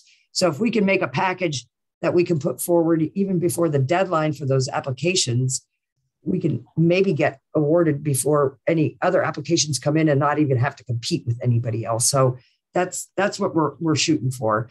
And then we're still hopeful that our state legislators are going to try and come up with some kind of a direct allocation to help us on the Nooksack that may be a source for funding of some of these things that don't fit into other pots. I see this as multiple phases over several years, and we're going to have to try and, let me go to the next slide because this is basically how I'm proposing to approach the development of this project. So I think we need to identify areas to target for acquisition and for elevation. There could be some areas that we give people the option. And I've done that preliminarily, and I'm going to show you that on the next slide. I've done it for the unincorporated areas, and then I've asked the cities to really define some polygons of what areas they want to target for maybe a buyout corridor versus an elevation fringe, that kind of thing. I haven't, they're just starting to kind of get their heads around that. I've gotten a little bit of information from two of the cities, I think maybe three. It's all in my inbox. But next week, I hope to reach out to those cities and really kind of sort that out with them and look at what they've come up with and tweak it if necessary. But basically, by the end of, hopefully within the next week or so, we can really firm up those target areas and send letters to all the property owners that are in those areas targeted to see what kind of interest is out there for participating. I think we need to define those target areas, send letters to everybody so that everybody has a fair chance at this. And then we'll get an idea of what the actual need and desire out there to participate in this kind of a project. And then I'm expecting there to be a lot of interest. So we'll have to develop some type of prioritization scheme. And I've got some ideas for things to consider for that on another slide. And then we really need to sit there and develop this. What is our specific project scope? Which homes are we going to try and buy? Which ones are we going to try and elevate? Which ones are a lower priority? And we'll put them on the alternate list in case some of those the first priorities fall through for one reason or the other. This is all voluntary. So if we can't come up with something that's going to work, the homeowners can bail out at any time. And if we just can't come to terms and negotiations with one owner, we don't want to lose that money and not be able to apply it to another one. So we can bump somebody up from the alternate list. And my plan also, I got a lot to do next week, is to try and start hiring this consultant that's actually skilled in hazard mitigation grant program. It's a very nuanced program with all kinds of conditions and requirements and science and math that you have to put to it. So I've got a process, and I've got a roster to choose from. So I'm hoping I can get working on that next week too, but we want to get that consultant on board so that when we start getting interest back from the property owners out there, we can start to try and figure out what bin to put them in terms of, are you an expedited project? Do you have to do a cost benefit analysis? Are you better for this grant or that grant? And I'm hoping that, to actually get a couple people. I know that there are just a few people out there that really know this HMGP stuff. And I did talk to one of them before the holidays, but I think they're going to need some help with a local outreach person who can really work with the landowners to try and tailor, understand their needs and tailor the right approach for each landowner, because there's a lot of things, like I said, that go into this. But I hope also that the consultant can just help us develop the scope and write these grant applications, support us with the benefit cost ratios when those are needed, and really just put in a big push. These applications are, I think, going to be due in about the April timeframe. So we have a very, very short timeframe to do a lot of work when we don't really have our defined scope of work at this point in time. But people are motivated, I know. So hopefully we can, focus our energy and really get this figured out quickly. So the target areas, and I'm going to read through these very quickly here, and then I'm going to finish up the slideshow and then go to this GIS map and kind of give you a big overview of what it kind of looks like on the ground without really zooming in too closely. So that upper reach for that Deming area, the grant that we have in place was really to try and buy land adjacent to the river to enable a future setback levee so that we could improve that levee and connect it and protect the people that got flooded because it's not connected and improved.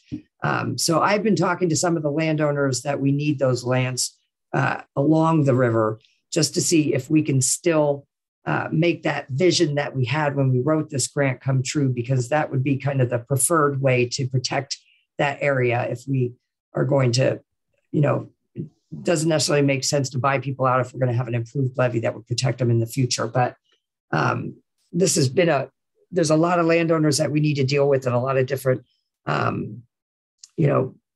approaches to things. I am seeing cracks in the door of some people who were not so interested a year ago that now are a little bit more interested. So this one, I'm not sure. This one may take me a little bit longer to sort out.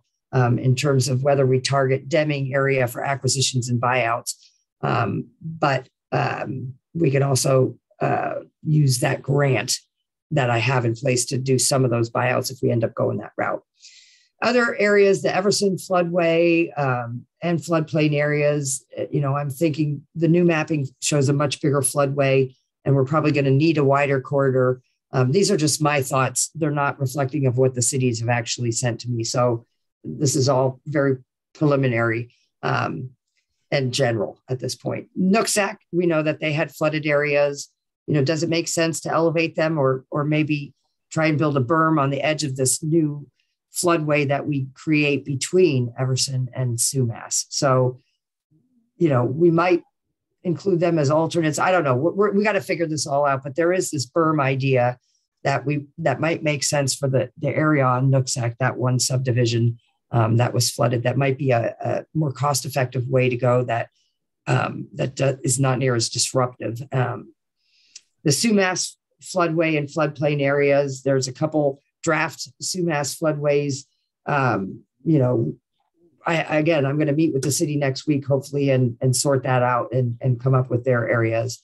And then the rest of the Everson overflow outside of the cities, we've got an area between the river and Everson, and then between Everson and Sumas, we've got a new floodway delineation going on in there. There's not near as many structures in there because it's, primarily ag land with, a house every now and then, but some of those places got impacted pretty heavily. And that could help kind of with some of the longer term mitigation measures. You always need land to build things.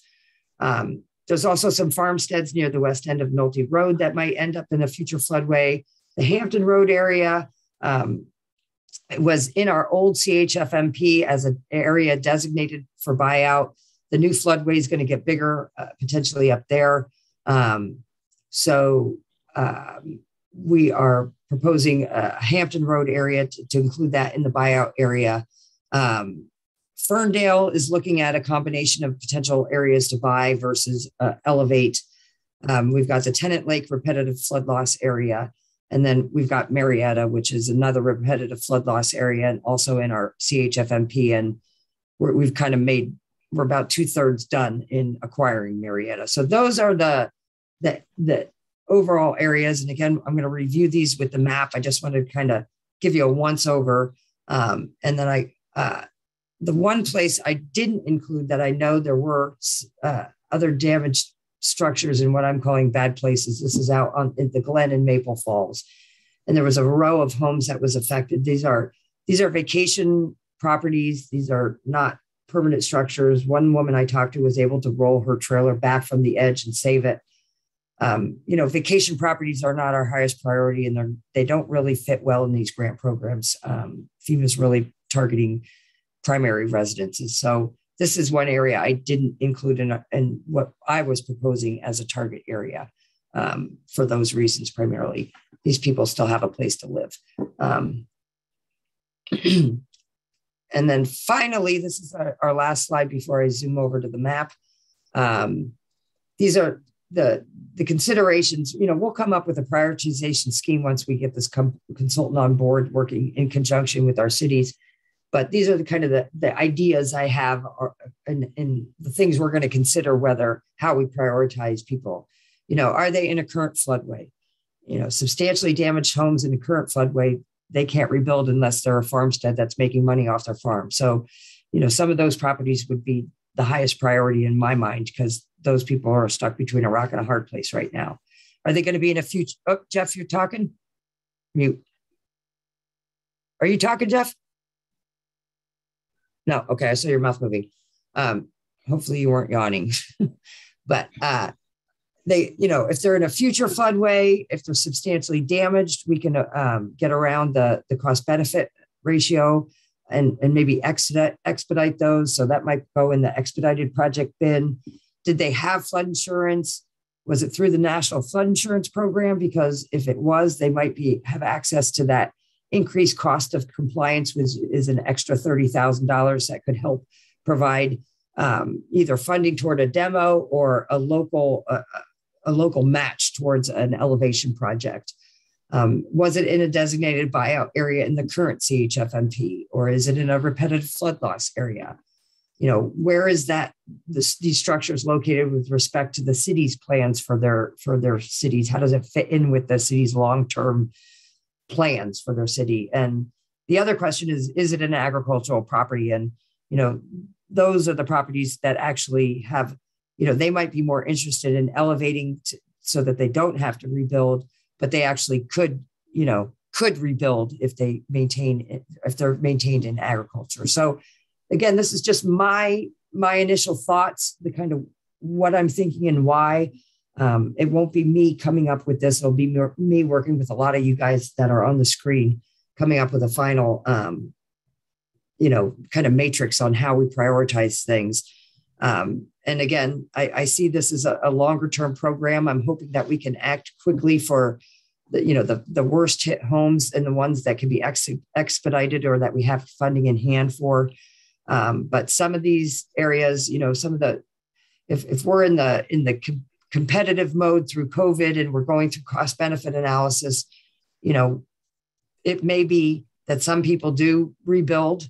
Maybe they don't get the granite countertops or whatever, rebuild at a higher level because they're just waiting for a future acquisition or future elevation money. So I know it's not a lot of certainty for those people who are trying to decide what to do now, but hopefully within the next month or two, we can at least let you know where you lie within respect to the different funding pots that we're pursuing. We can't tell you whether we're going to get them until the grant managers tell us. I mean, I get that nothing happens quick, and I get that, and it's hard. I know.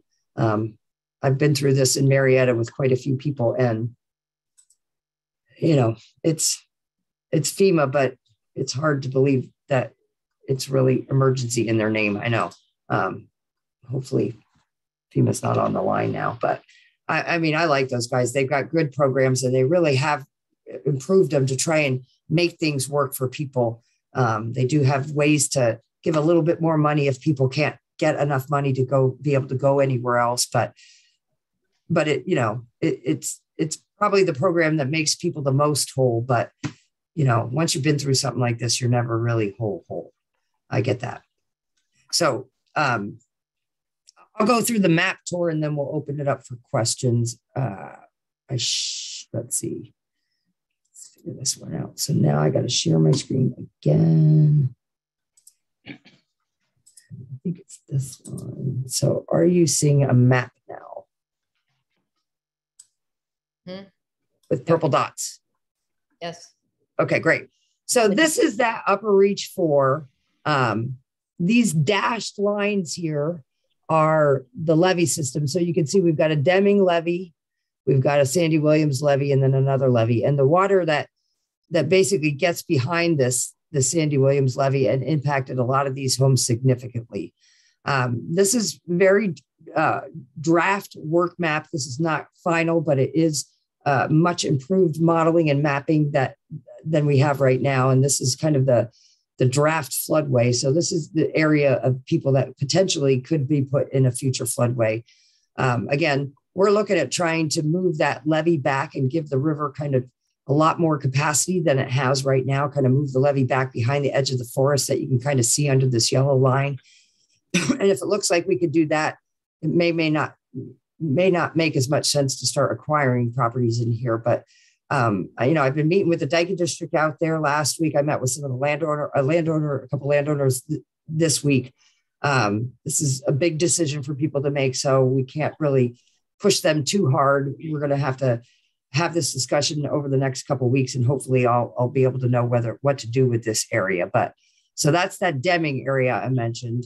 I'm just going to go downstream, and this is kind of remarkable when you see this reach of the river. When it's got that width, we don't have many purple dots in the floodway, which that's kind of the ideal situation here. These purple dots are damaged structures, self-reported or reported or compiled by the cities, and I'm trying to kind of keep it a little bit fuzzy. But so here's the potential future floodway going through Everson and Nooksack. And this is where we might be able to do some kind of berm along the edge of that to protect homes instead of having to help elevate all of those. So that's that other area. Going north into Sumas, we've got this overflow corridor in unincorporated areas. You can see there's not a lot of structures in this area. It's mostly just farmland. There's a few. Those might be, whether they're agricultural or not, they might be better for acquisition or elevation, depending on who lives there, how much land they have, and whether they actually are agricultural, and how much damage they had. So basically areas out here, and then within the city, there's a couple different floodways. We don't have a final one yet. And again, I haven't met with the city to really determine where they want to focus their energies in terms of buyout versus elevation. But that's kind of that corridor. And then moving downstream, there's a few homes on the west end at Nolte Road. We have an overflow corridor that we want. We know we need to use the floodplain during big floods. And this is one of the places where we have a kind of defined overflow corridor. This is that Hampton Road area that's been in the old plan as a candidate for buyout. And then there's and basically I'm kind of taking the Hampton Road down to the Guide Meridian because there's a couple structures we've been talking about buying out down by the Guide for years.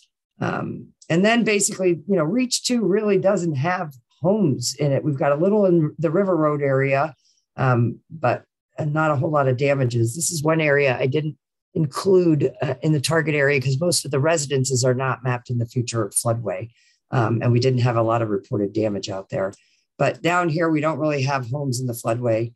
Then we get to Ferndale, where they did have a lot of impacts, and not so much in the potential future floodway, but a lot of residential structures. The city's looking at maybe somewhere in the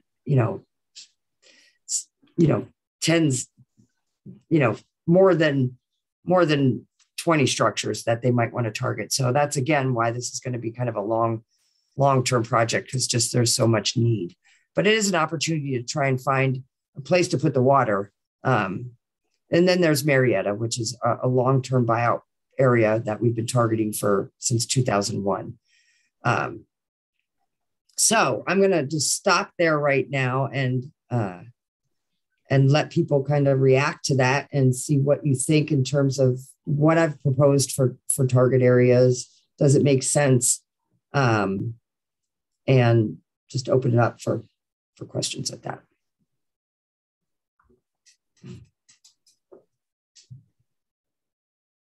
And I'm going to stop sharing so I can see you people, and I can start sharing again if I need to.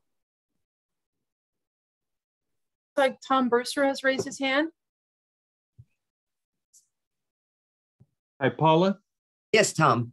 When you're talking about the potential future floodway improvements between Everson and up through Sumas, you're talking about removing structures. Are you also talking about, this is exactly what Canada is desperately afraid of, is that we're going to make it easier for the water to get to Canada.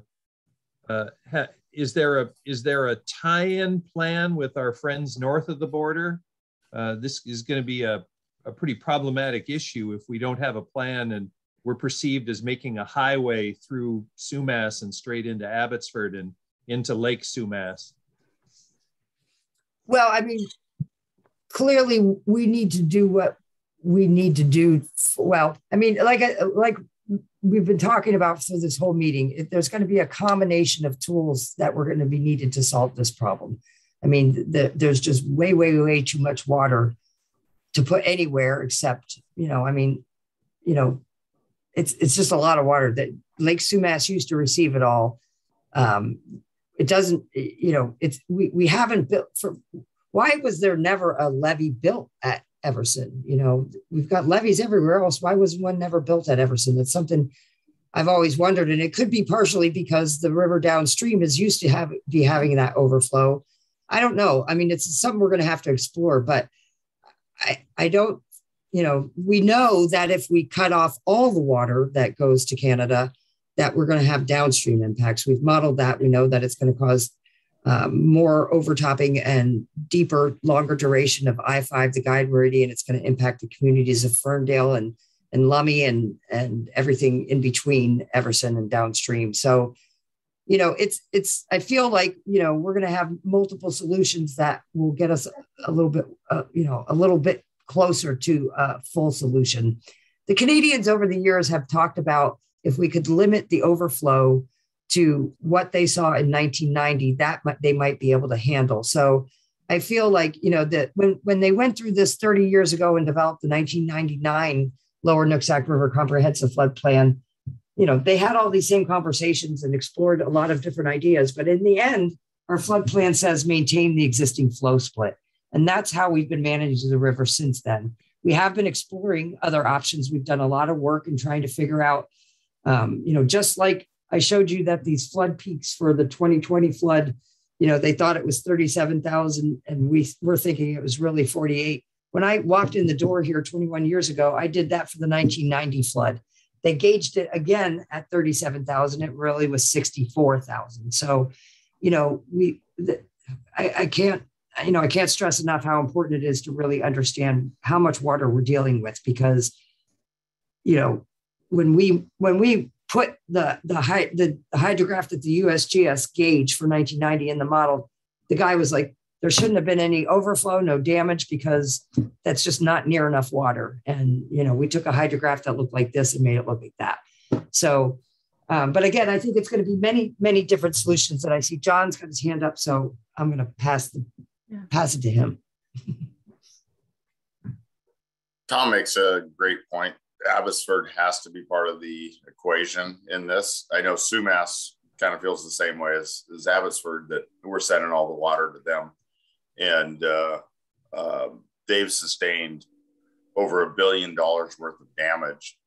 And so we have to consider the impacts of sending water through that much water through Everson, Nooksack, and Sumas, and then into Abbotsford in all of these equations.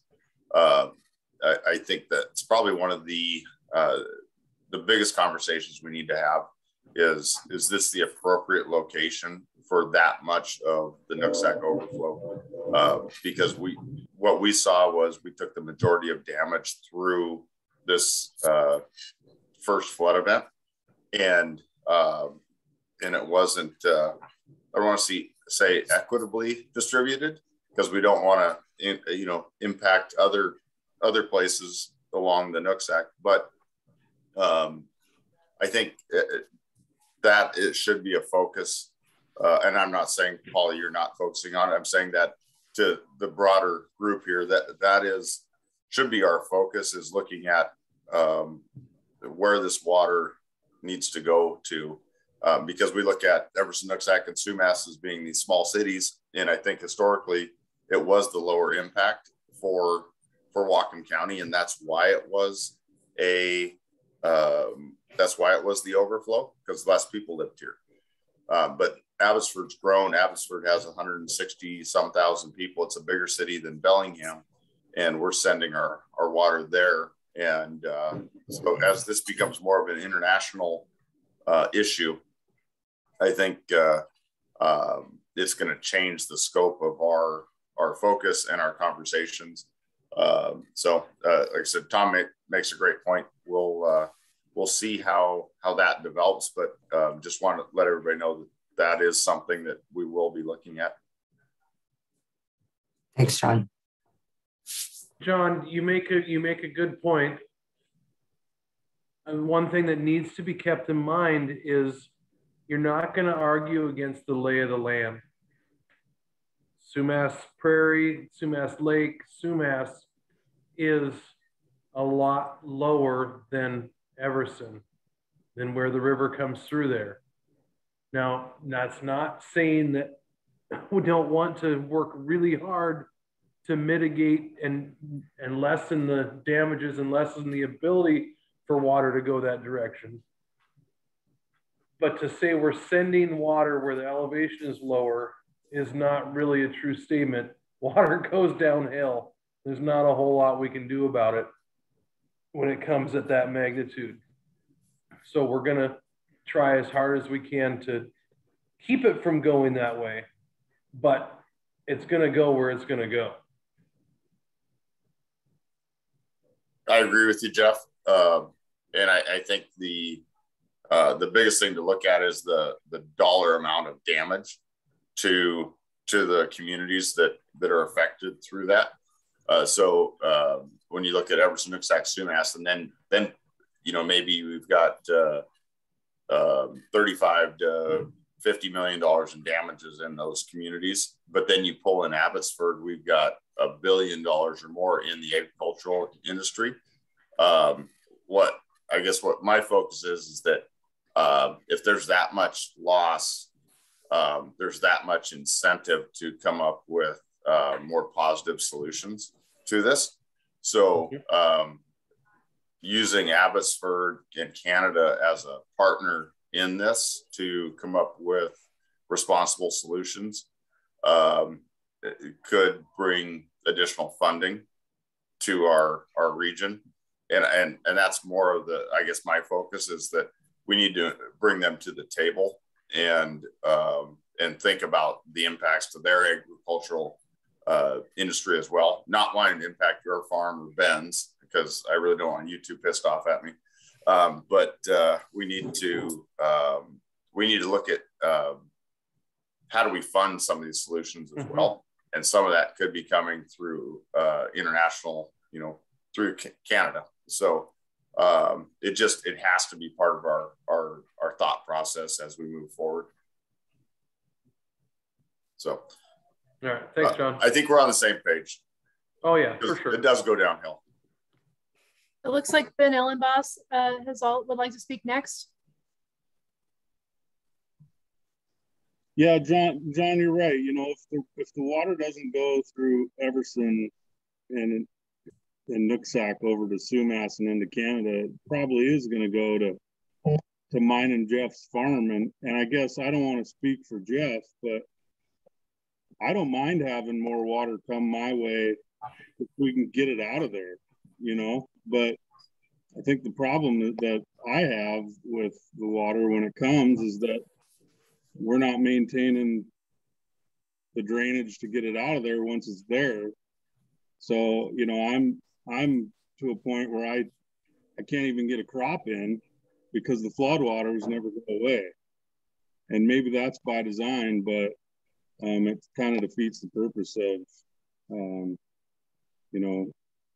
protecting X amount of ag lands for a viable ag economy if we can't farm them because we're never moving the water off the land. But that's probably a whole different, story. But I don't mind having the water come my way as long as we can, because there's not a lot of houses around my farm, but we need to be able to get it out of there once it gets there too.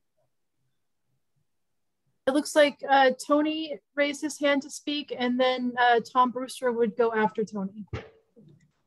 Hi. With the proposed target areas, or the new proposed target areas we'll be looking at, are there already approved and reviewed 2021 base flood level assessments? Because all you see on the National Flood maps are the October 2020 event. I mean, we flooded in 2017, 2020, now 2021, and it was obviously higher and stronger in 2021. So when you have to do all these assessments, will there be the 2021 results to go off of from, USGS, or is it based on last year's data? Because it took, was it about 8 months of review before the 2020 flood was updated with new numbers for all of us for, to buy flood coverage and everything. And this has only been 2 months since this last event. So I was just wondering about that. Well, if you're talking about the official FEMA maps, the maps I was showing you are not official yet. They're draft. They're based on, so the maps for the lower Nooksack that are actually official right now were based on a model that was run in 1977 with cross sections that were surveyed the year I was born. That's how outdated our lower Nooksack official mapping is. So we've been working with FEMA since 2008 to develop. We actually developed that model here with local and state funds, and FEMA's been using it to update the maps. And we almost had them going forward, and then there's been some kind of looking at floodways through Sumas and through Lummies that has slowed that down. And now I think FEMA is reworking a little bit right now. So we're just gonna, for this project, we're gonna have to use best available information that we have at the time. But we do have the modeler that's doing that mapping for FEMA also working for us and available to help us look at things like what would how much, if we put up a berm on Nooksack, what would be the width of that and what might make sense. So that's where I feel like, this is the kind of project that you would develop over a much longer time frame than we have available. So we're going to have to just do the best we can to develop the project that does the most good and does the least bad. I think I can help answer that question for Tony. Sure. Because I think his question more revolves around what if he were to elevate, what height would he put his house to? So are they raising the base flood elevation so he knows what would be 1 foot above that to put his house to?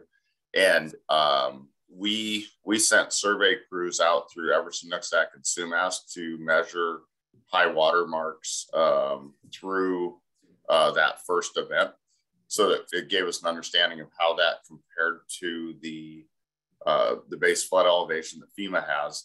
And River and Flood also has some of that data as well.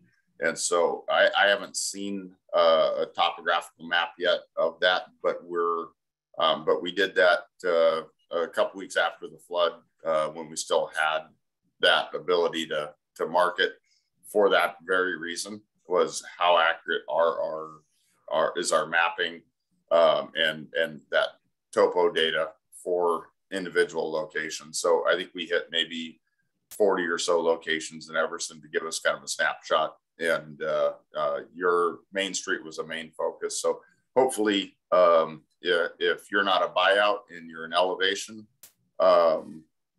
applicant or consideration, we would have a recommendation for you, or a standard that you would go to in that area. Thanks. Looks like we have Holly and Kyle who would both like to speak. Thanks. So my question is actually to John Perry. John, I heard you use the term responsible solutions, and I'd heard that term used earlier tonight as well. And where my mind went was it made me start to think about what an irresponsible solution is. Like, we all are looking for solutions here. And so then it made me curious if maybe you could speak to, like, when in your mind, when you think about what a responsible solution would be, what would be your criteria? That's a really good question, Holly. I think it involves taking into consideration what the impacts are of a solution are to the people. So it solves a problem for one group of people. Does it just transfer it to another? And then what are the costs of those solutions? Are they, and what's the length of time involved in getting to that? For 30 plus years, the dredge the river sentiment has been there, and now we call it sediment management, and we've made no progress in 30 years. It's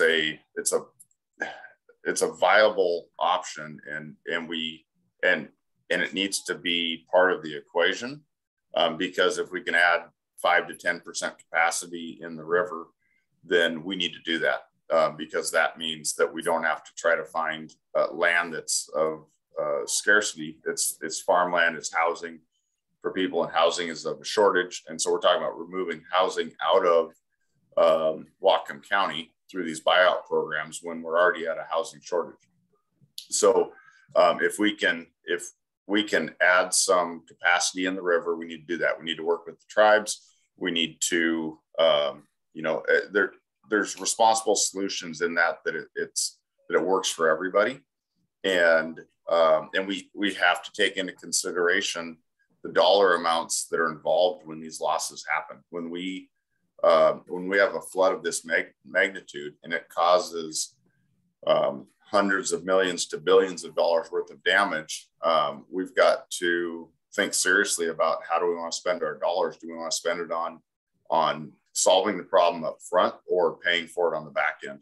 And I think they're tougher conversations to have because it means that there's going to be some people impacted by the solutions we create. But at the end of the day, we're going to save more people from this. So, I always hate the good of the many outweigh the good of the few or the one. But this is one of those things that I think it plays a role. We saw it here this past week when we did our emergency sandbagging along Emerson Road.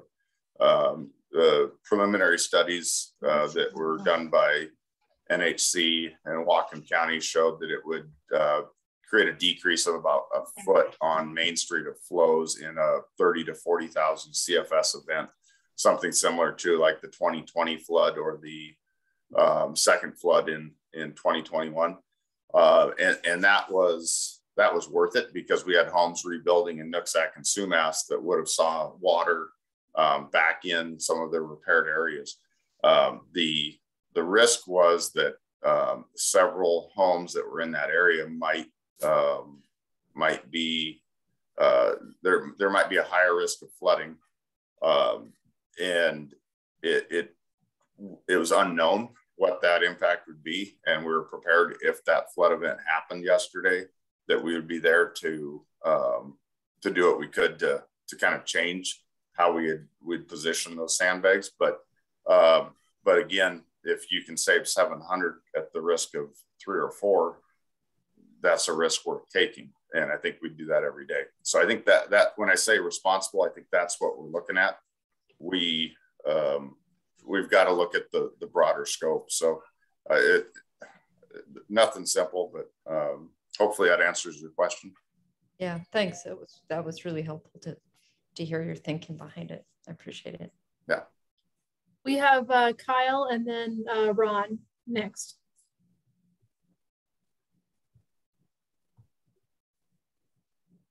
Kyle, do you want to go ahead? Yeah, sorry about that. So yeah, thank you. I just wanted to kind of piggyback on what John had said in response to Holly's question. When I think of responsible, I think of what's best for the environment and what's best for the fish. And then of course, what's best to prevent flooding of people's property and potential lives lost.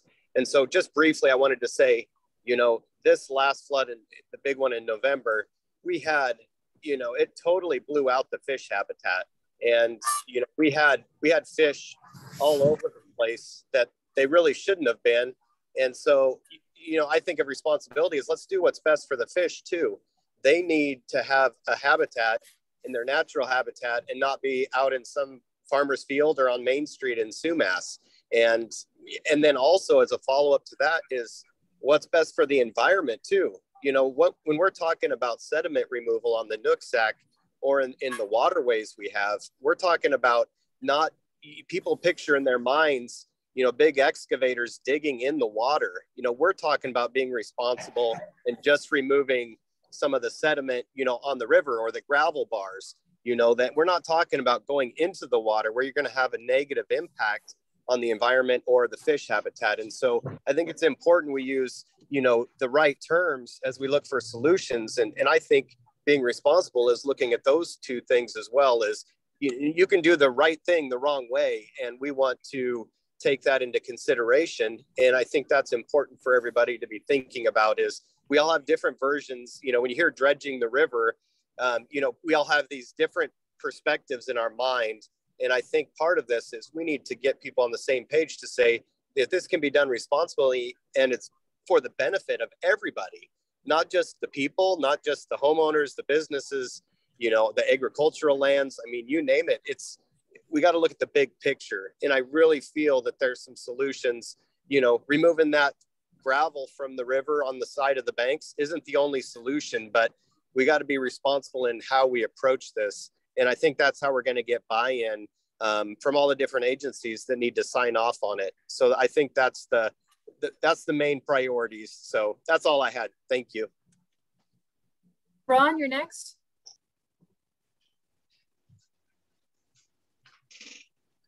Ron's iPhone. You're muted. There. No, I didn't put my hand up. I don't know how that came up there. It might be a different Ron. Yeah.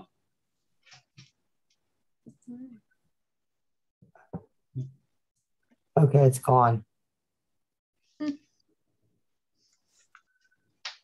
gone. All right, that's been some great discussion. We'll look forward to future meetings and information as it comes out. So the one thing I would like to just, does this proposal that I put forth, does it seem to make sense? And are you guys generally supportive of it? Like, so when I go to the council on Tuesday, I can kind of give them your reflections. If you wanted to make a recommendation, or at least just a vote to just say that you're comfortable with me moving it forward as described. But I do see we have one more question there. I don't know if you want to take that first. Deborah, would you like to speak? Yes, I would. I just have a quick question. When you are talking about, this is as far as elevating the homes, are you talking about building it up, or are you talking about elevating the foundation, such as what they're doing in Sumas, where they have floodgates below them? If you're in typically if you bring in fill, it blocks more flood water. So I'm thinking I'm not an elevation expert. Travis, do you want to pipe in here at all? I'm thinking that it would be kind of just building a foundation up, because if you brought fill in, then you'd be sending it on your neighbors. So I'm thinking it's just jacking it up. But in some instances, like out in the unincorporated areas, it could be something different. It kind of depends on where you're at, but that's my thoughts. What do you, John or Travis, think on that? Well, code just to give you guys a brief overview of code. It's not just bringing your house up. We do have, floodplain storage is an issue that we have to address when we do things. So typically people do exactly like you described. They elevate and then they put enough flood vents in the foundation so that your foundation doesn't scour or fail, and the water can free flowing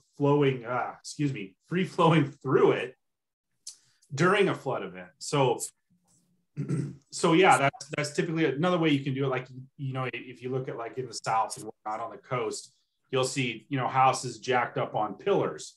And the idea of that being, the wave action can run freely underneath that house and not just, plow the foundation or scour the foundation out. So yeah, flood vents is what we call them. And they are incorporated with the foundation when you elevate. I don't know if that answers your question or not. Yeah. Can you still hear me? Mm-hmm. Yes. No, that's exactly what the question is. And what raises my question, well, I have a nephew that is doing that in Sumas. And that is exactly what he will be doing. My son is on 2nd Street in Nooksack. His house was built in 74. Those across the road and all around him are newer homes, and they were all built higher. He didn't flood last year, and he didn't own it last year. He just bought and ended up flooding because it is just siphoning down into his property. He's like the lowest one on 2nd. And so he ended up with all the water. And so that's why I'm asking, because if you're going to be raising the ground level of all around these houses, then he's going to get it all the more, even though he may not be one of the houses that is in the area that you wish to elevate. I'm glad to hear that's my question. Yes, you answered my question. Well, that's the rules in Whatcom County. If you're in Sumas or Everson, I don't know if they have they look at, if their code, our code actually specifically says if you put any fill in the floodplain, you have to look at if it's going to have adverse impacts on localized base flood elevations and direction of flow. So that what's interesting about the Code of Federal Regulations with FEMA is it's actually not in our code, but thankfully somebody who was smarter than me before I arrived at the county made sure to put it in our code, because it is kind of a big deal, like you say, because you could, put a bunch of fill in somewhere that's really permanent and forever, be impacting somebody adversely. So it causes our code causes people to say, hey, you need to look at this. And like when I review permits or Jason, we look at and say, okay, does this pass a straight face test? Is this going to have impacts? And if it looks like it is, then we require them to do a hydraulic analysis to prove that they're not going to have those adverse impacts. Kyle, I see your hands up, so you can probably speak on SUMAS's behalf. Yeah, thank you. Just real quick. So we have a zero net fill ordinance. And what that means is new houses going in, you can't just, raise up your house and adversely affect those around you. So whatever fill you bring in, you have to bring out on that same piece of property. So along with that, to your point is, in the flood plain, we don't allow, slab on grade if you're, where it's going to disperse water. So it has to allow water storage underneath your house. So that way, in that situation where you were mentioning, you're not going to negatively affect your, those new houses coming in. And so at least that's the way it is in SUMAS. Is there are rules to where you can't, flood proof your home in a way that's going to hurt your neighbor. So hopefully that makes sense. But I know that every jurisdiction's different, but in SUMAS, that's kind of what we do in that situation. Thank you. Looks like Ben had his hand up first and then Holly after Ben. Well, Kyle was still on the line here. I just wanted to ask him if he wanted to share with the group his new position with the county. Yeah, I'll be happy to do that. Thanks, Ben. So I am taking a position as the Whatcom recovery. So the Whatcom County recovery manager. And so I'm working with this long-term recovery solutions, not only just with houses, business. It's pretty all-encompassing as we look to rebuild from the floods. It's a temporary 1-year position. I'm looking forward to it. It's going to be a lot of work. A lot of the people on the call, I've got to give Paula and her team and a lot of people credit, because there's a lot of work still to do. And we're talking tonight about, how do we stop future flooding? And it's a complex issue, but I can tell you people are working hard behind the scenes. I know people are frustrated. I'm one of them, but, getting everybody together, my job and my role is going to be bringing everybody to the table. And then there might not be perfect solutions, but we've got to do what's best and that responsibility as that happens. And so that's going to be my role. It's a temporary 1-year position, looking forward to it. And I'm sure I'm going to be talking to a lot of the people on this call and look forward to the challenge and the hard work it's going to take to get that done. So thank you. Congratulations, Kyle. Yeah, thank you. Holly, would you like to speak? Yeah, that's really exciting.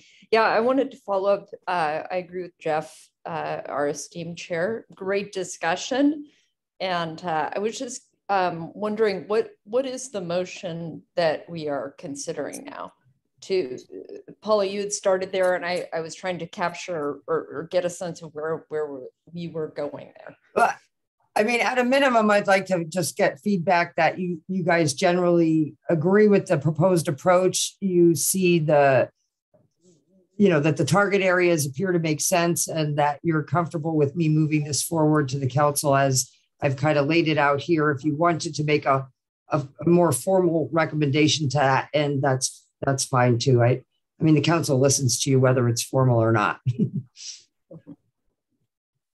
All right, go with Dale. Dale, spit it out. Yeah, I support what Paul is presenting, and as far as looking at ways to buy out or protect homes and create a corridor. But I also think that when she goes to council, she should request additional resources and funding so that we have the ability to hire consultants and have appropriate staff to look at the long-term solution for the entire river. Reducing damage to existing houses is great, but we also have to have the resources to look at the entire river system and come up with the alternatives that John and Kyle and people have talked about. And Tom, you were next. I was only going to make the motion to support in principle the points that Paula wanted to make. That was before Dale made his edit. I second that. Okay, so we have Tom with a motion, Ron with a second to support in concept where Paula would like to take this. I think we'll throw it in Dale's recommendation as a friendly amendment that she request some funding to help with this process. Any further discussion from the committee on Tom? I call for the question. Okay, Ron calls for the question. All in favor? We don't do roll call, do we, Lonnie? This is no. Okay. All in favor signify by saying aye from committee members. Aye. Aye. Aye. Aye. Aye. That sounds like we got everybody. Any opposed? No. That was not a vote, Lonnie. That was just there is no no's. Jeff, okay. I just wanted to let you know that Ben wanted to speak. We don't have to let Ben speak. Motion carries. Ben, what have you got for us? Oh, I just wanted to say that I think this is a wonderful start, but I don't think it's, the entire scope of work that'll happen. I do think it's a good plan, but I think we all acknowledge that there are more things we can do as more options come available to us. Absolutely, Ben. I agree with you there. I think the intent of this motion is to get Paula off and running on establishing some funding sources that can get some help to the affected people as soon as possible and some direction as much as anything. I'm hearing a lot of questions out there as to, well, I don't know what to do. Should I rebuild? Should I wait for a buyout? Should I do this? Should I do that? We need to get answers as soon as possible to those seeking answers as to a direction to even go with their homes and their lives. So we want to push on that as soon as possible. As far as handling future flooding, river, that stuff, those discussions are going to continue for a long, long time.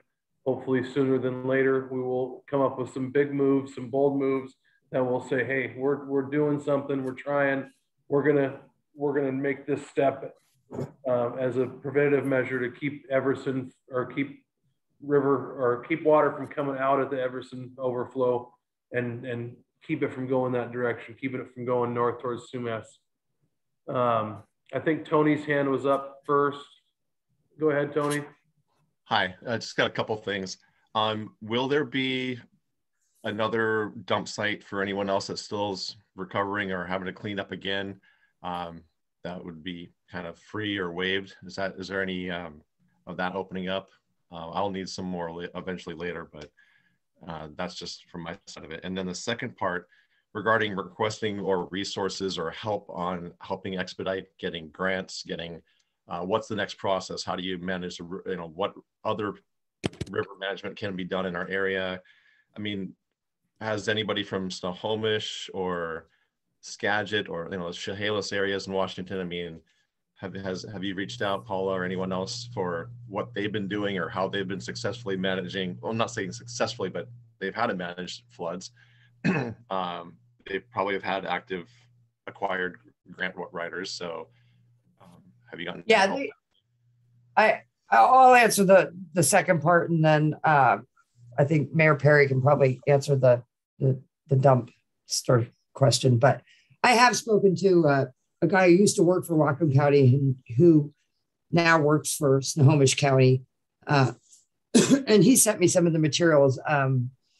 You know, I don't think it's very typical for people to try and put together a project of this scale within months after a flood. I know that they had been working to develop that project as a long-term program for years. They did have to do something with OSO though. And he did share with some information, and I've tapped into him a few times to try and get clarification on some things. You know, and I'm also involved with this Northwest Regional Floodplain Management Association. I've been very involved in that. And I really have a network of floodplain managers across the state that we share knowledge of, and I'm not afraid to call. So yes, I definitely am aware of what people in the region are doing with this. And I have used these HMGP grants and the FBD grants for acquisition. So you know, when I was calling around for a consultant, I was looking for somebody who knew more than me.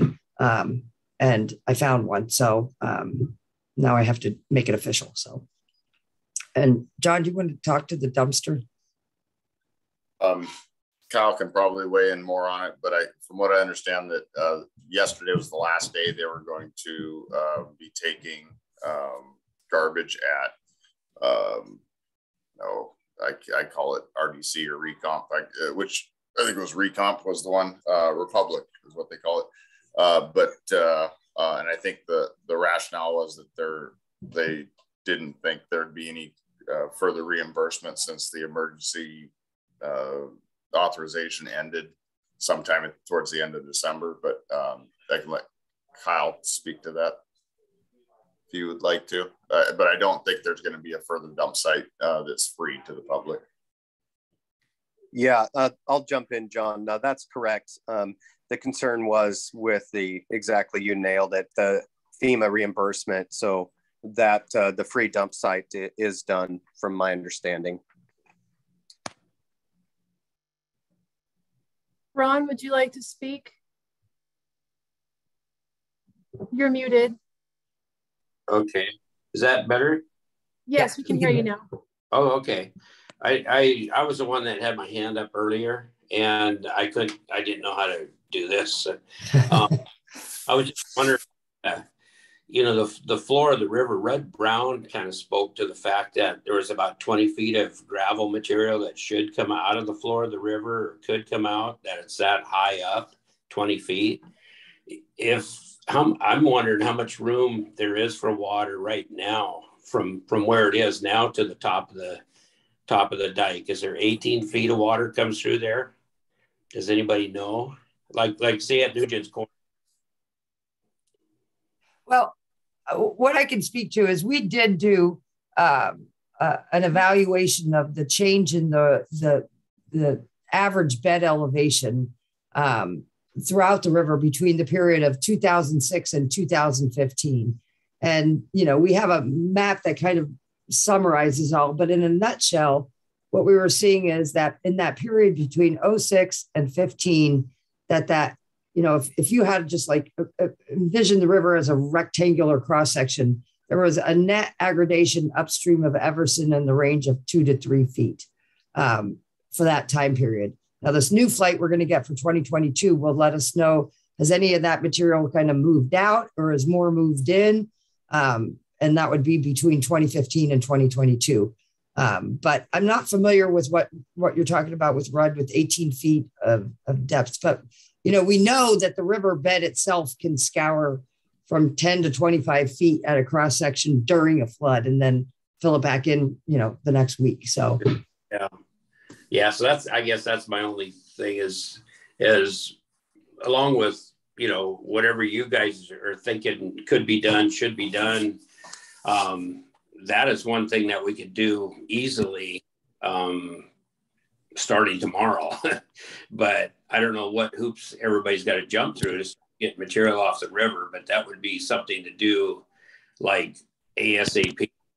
And that would sure take pressure off of people downstream everywhere from Ferndale, you know, all the way to Marietta, Everson, Sumas.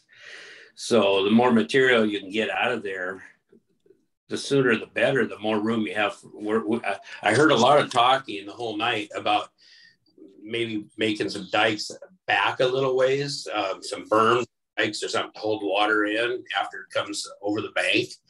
Why not make more room in the river for water, which would be probably 20% more room than what was in there before. And at least that'd be a start. And that'd be a real quick start to just get in there and just start, having people do it. It's those hoops, Ron. It's definitely the hoops you got to jump through. We actually 15 years ago, our old CHFMP, our comprehensive flood plan, included one recommendation to look at sediment management. And we started that probably, I think the report was written in 2004. So, 16 years ago. And we had a Canadian consultant who actually did a lot of work up on the Fraser in terms of their sediment management strategy. He went to grad school under Michael Church, who is like the scientist from BC who knows gravel. And we hired them to look at our system, and they came up with kind of a proposed approach to pitch to the permit agencies about how we would do the science to basically develop this sediment management strategy. And we sent that report to all the different agencies that we need to get permits from. And it's on both hands, the numbers of agencies that we need to get permits from. And we got a lot of pushback, but we also got some feedback that, you need to do some real hard science to demonstrate why this is a problem and why your proposed strategy is going to solve this. And that's when we hired the USGS, who just completed that study that compared the 2006 bed elevations to the 2015 bed elevations. That report was just published in the last 2 or 3 years. So I hear people saying we're not doing anything about managing gravel in the river. We've even done a pilot proposed project that Roger Bima kind of drove the train on and got started and pitched that out there and threw that to our SEPA, our permit people in the county. And they basically came back with another laundry list of science that was going to be needed. And the fact that we would have to do this environmental impact statement, which Pierce County was kind of a few years ahead of us. And they started scoping that EIS. And it was like a $2 million endeavor. And that wasn't even digging anything. That was just more environmental impact study. So at that point, I think we started the FLIP process, which is our floodplain integrated planning process, where we are very aware that sediment is, rivers have 3 streams. They've got a stream of water, they've got a stream of gravel, and they've got a stream of wood. And we need to be able to convey all those for a healthy river system. And we need to give the river the room to do that. There's a whole lot more technical stuff I could go into with shear stresses and constrictions and where some of this gravel might be getting hung up. I think I met with our geomorphologist today, and she's the one that's going to be presenting on Monday. And she's got, I think our brains are bubbling with ideas of how we can try and make the sediment move through the system without getting hung up. But it's a little bit groundbreaking in terms of the science. But we are looking at that, and it's not easy. It's the hoops that you have to jump through that's making it hard. From Mount Baker, it's like 5,000 feet, from Mount Baker, and it drops down, 3,000 feet real fast. And then it levels off by Nugent's Corner, back by Demi, and then it starts leveling off. And so it doesn't move, the gravel stops moving. It just starts building up, and then the water just goes over the bank. So it's just too bad. There's so many hoops and so many different agencies you have to go through to try to get permitting and all that to try to do something, because to me that's the most obvious thing we could do right away and make it a big difference.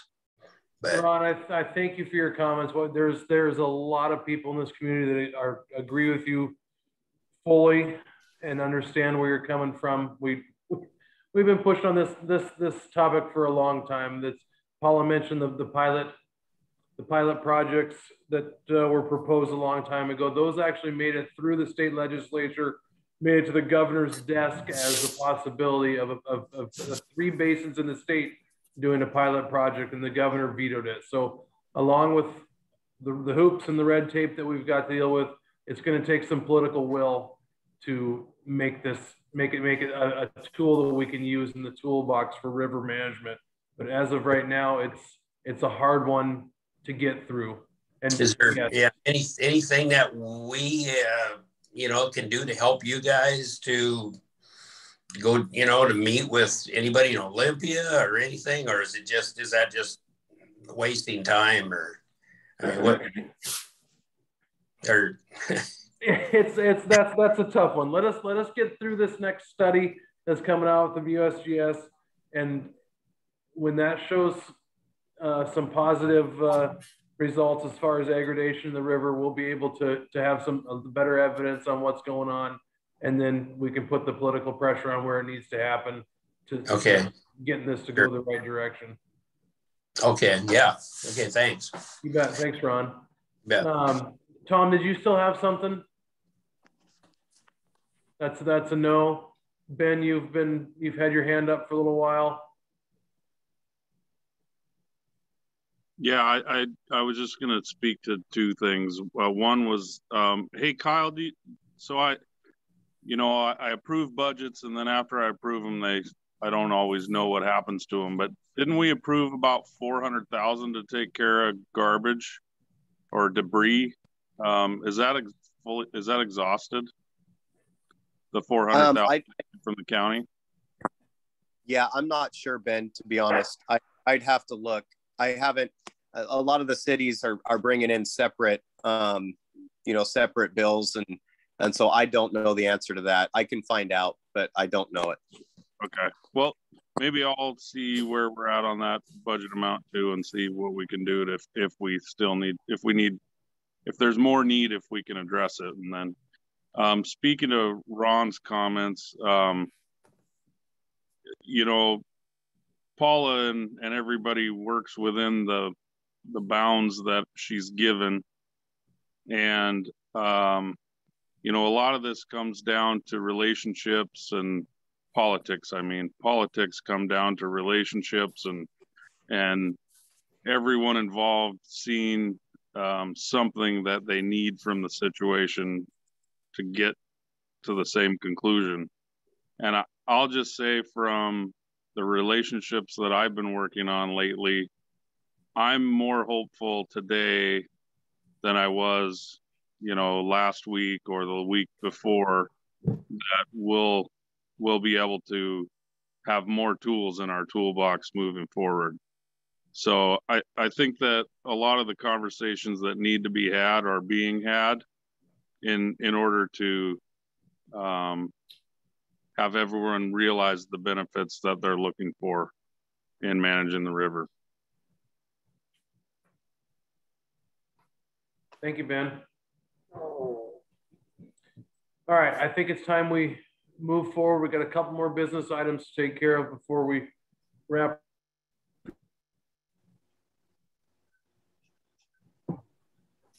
Any committee member that has something that did not make the agenda that they would like to talk about. Ron Bronsma, did you have something you wanted to bring up? I certainly did. We've had a lot of good discussion tonight, and a lot of positive things are happening on the river, and I've been on the Flood Advisory Committee since its inception. And one of the phrases we used was flood hazard reduction. And it's always better to prevent something than to fix it later. And what I'm getting at is the city of Linden has a new development in the floodplain on the Northwood Road that already has the water lines laying out there ready to be buried. And those people, from what Travis tells me, some of those houses would have to be elevated 4 or 5 feet because it's kind of rolling ground. So some are up a little higher, maybe a foot or two would be enough, but some of them are down low. And this last flood event, some of that area was in water. And if we blow a dike down there, the river on the Hampton Road area, that water could easily be 4 feet deeper than it was this time. And to give you some idea, there's one house on the Hampton Road that was severely damaged, and they're seriously considering raising it. But to get it above the base flood elevation where it would be safe, they have to raise the house up to an elevation of 8 feet. Now, can you imagine having to go into your house up 8 feet on a flight of stairs in the Northeastern or something? It doesn't sound too good. But basically, that's what most of the Hampton Road area is looking at. So I would like to make a motion that the Flood Advisory Committee support Jeff and myself to go to the city of Linden and address their county council about this concern and see what, if they have any reply to that, if they're going to do something about it.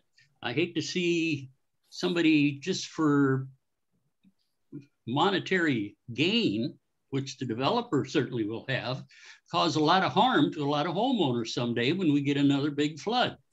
Because, you know, people are going to come there and they're going to look at the beautiful house and beautiful view, and they're going to buy them up like crazy. And yeah, it's not going to work. I'll second that motion. All right, we have a motion and a second. Any further discussion on whether Ron and I go talk to the Linden City Council? Seeing no discussion, let's vote. Hey, Jeff, I've got something to say. Yeah. This would be, it's got to be done very carefully. The cities have their own codes, and the cities they're their own FEMA, I forget the word, but the FEMA regulation. NFIP coordinator. Yeah, that one. And so they have chosen to regulate based on their codes and things. I think it is very important to have a discussion with them about the long-term effects, but it would be very good to ask them their reasoning behind the decision. Because I think they know what the new flood maps are, and they may have made a calculated decision based on that. With that modification, I would support. Absolutely, Dale. Thank you for that clarification. I would certainly have no intentions of just marching straight over there without doing a little research beforehand and checking in with Travis and yourself included to find out some history and some stuff going on. And then, yeah, ask some reasoning before you just told them how stupid they were. And I support everything Jeff said, because I've been around a while and I understand the process. So it would be done very carefully, and obviously we would consult with staff on it beforehand. Jeff, I trust you, Ron. Tom has raised his hand. Tom does have his hand raised. Tom? In this case, I just was going to amplify and support Dale's position on that. They do have code that they've obviously recognized and respected and observed to get to this point in the process. So when Dale brought it up, I was right on board with that. That's a very delicate issue to walk into someone else's backyard and tell them they're doing it wrong. So thank you. Okay. You know, I might add too that the city of Linden has blocked the floodway on the right bank in that area, so the floodwaters can no longer escape. So, you know, we had 11 out of the 13 homes in the Hampton Road area had water in them. And a good reason for that, part of it certainly, is because the water can no longer escape.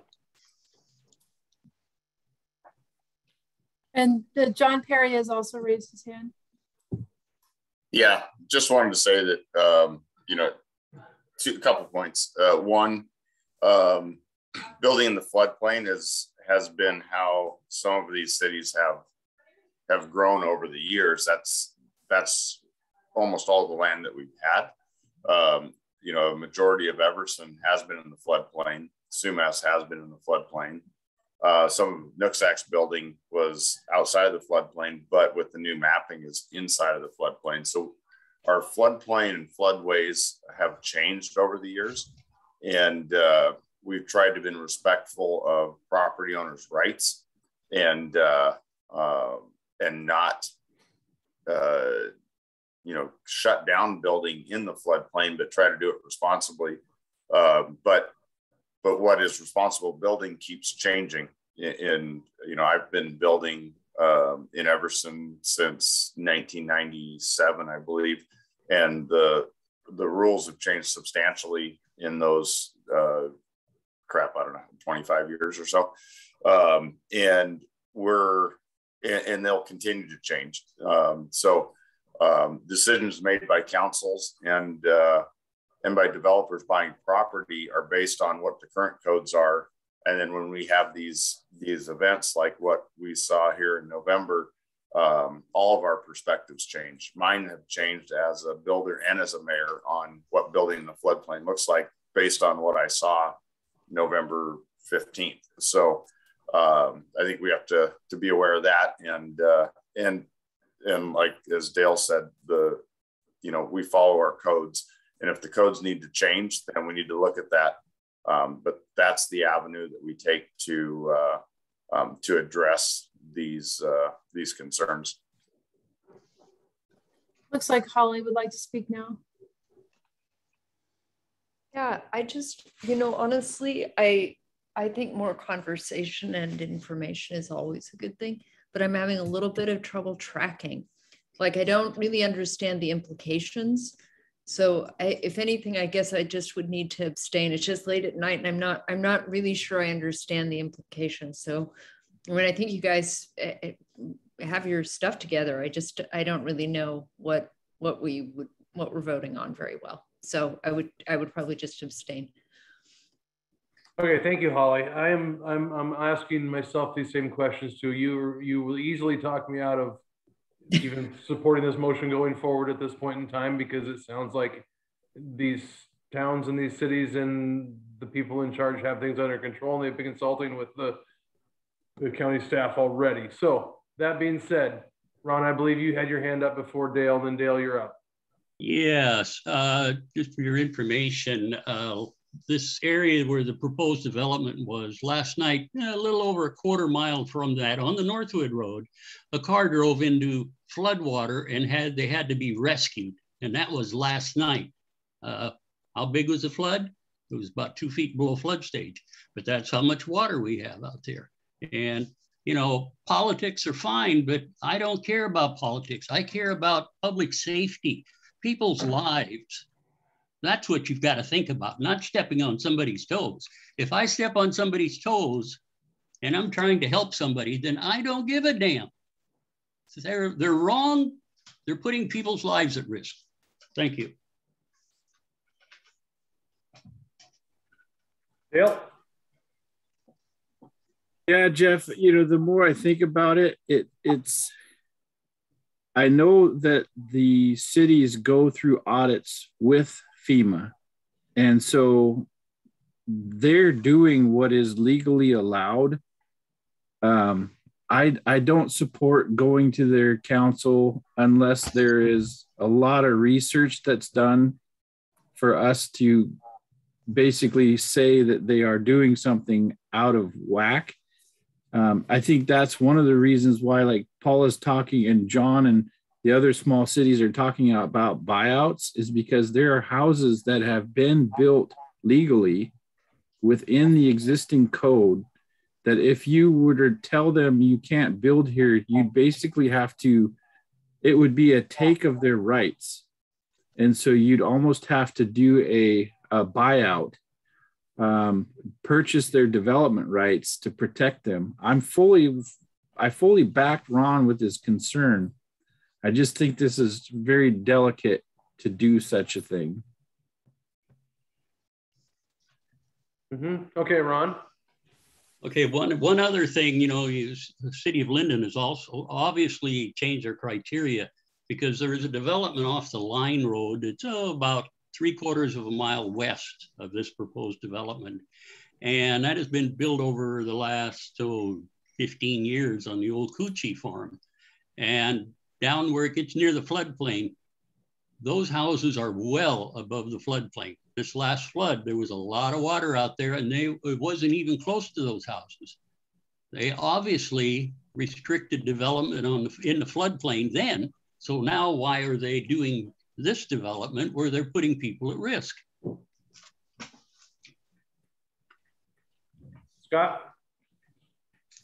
Yeah, I think if you look, this is sort of getting off the topic a little bit, but if you look at the stormwater management plan,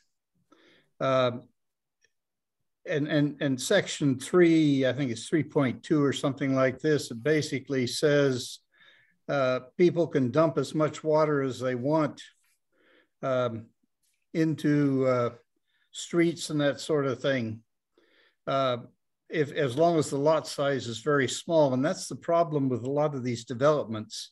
I do think that we need to address this, but I think we need to address it very carefully, because I do think we're dealing with a lot of different political entities here, including the building industry. So I'm not sure. I think I would withdraw my second on this until I've had a chance to really think this through. Okay, thank you, Scott. I respect that. So as of now, we stand with a motion that's not supported. Anybody care to step up and support the motion? Yeah, go ahead, Ron.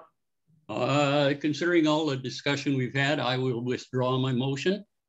And I would hope that we will in the future delicately try to address this situation, because it's up to us. With our mission is flood hazard reduction. And this is putting people at risk. I cannot support that.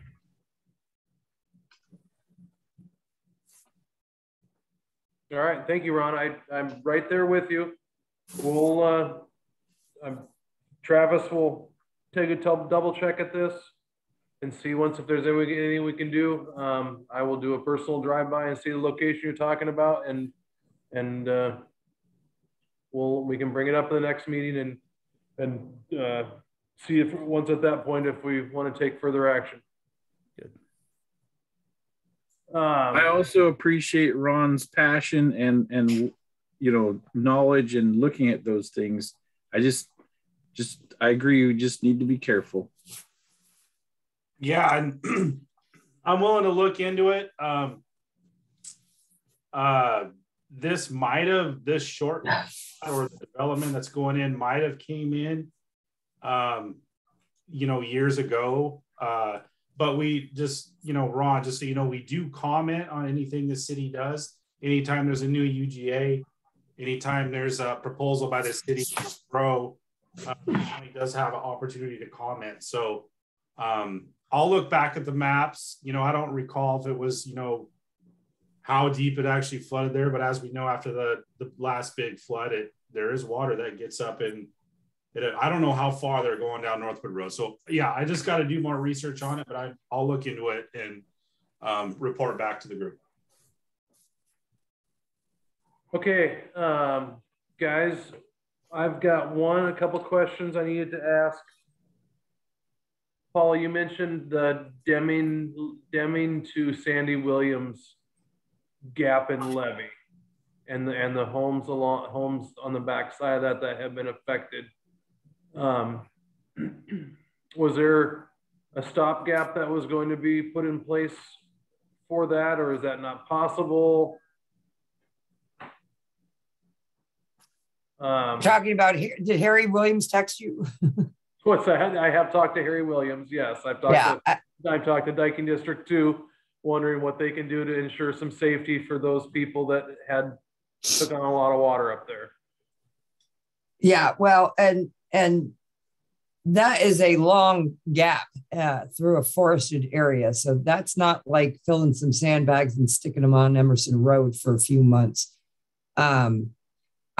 you know, I told Harry that, you know, and then there's the issue that if you plug that up, then all the water that went that way goes downstream, and what are those impacts? So I told Harry that, you know, if he wanted to pitch that he would be welcome to come tonight and pitch it to you. It sounds like he called you.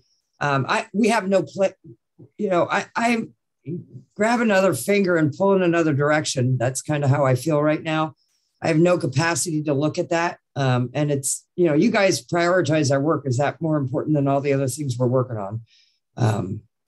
You know, the Diking District, it can try and pull that trigger. It's going to, yeah, it's this gray area of temporary measures, but that's a pretty big impact on the, you know, when you're starting to cut down a forest to put a row of HESCOs in there for a season. Yeah, and I don't even know what the length is. So I don't have any plans to do anything on that. I told Harry if he wanted to propose it to the committee to come tonight. But that's all I told him. You know, I still, the number one rule of floodplain management is don't transfer risk to somebody else unless you can mitigate it. And, you know, these temporary measures are typically, when we typically sandbag to protect a levee from failing. So we just do what's ever failing and try and keep it from going somewhere else. I mean, we did sandbag at Ferndale levee, but that all goes into Hoverdar Park. So it's just, these temporary measures are tricky because you are technically putting things that are going to divert water onto other people and they can be harmed. So you tell me, is that something you want us to look at? And where does it fall on my priority list? Let's bring it up as a vote to the committee. I just don't know the history of that area that well to know for sure what he's talking about. But yes, I would like the committee to make an advisement on whether you guys take a look at that or we turn it over to the Corps or whoever needs to give those people in that community some assurance that they've got some protection. So, you know, and the one thing I would note is that you know, this gap in the levee, this is where we're talking about. So this thing takes, so you can see these hatchings. This is our Deming levee. This is the Sandy Williams levee. And I think they just want to kind of blaze through here and connect these two. So that distance is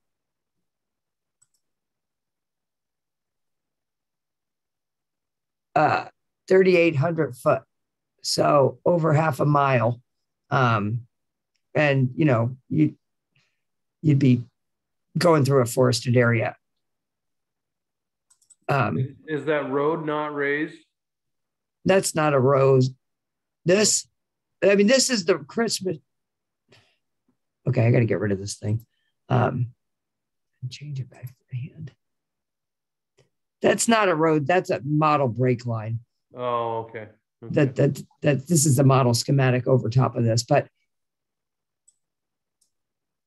I'm trying. I think this might be our property out here, so they'd be cutting trees down on our property.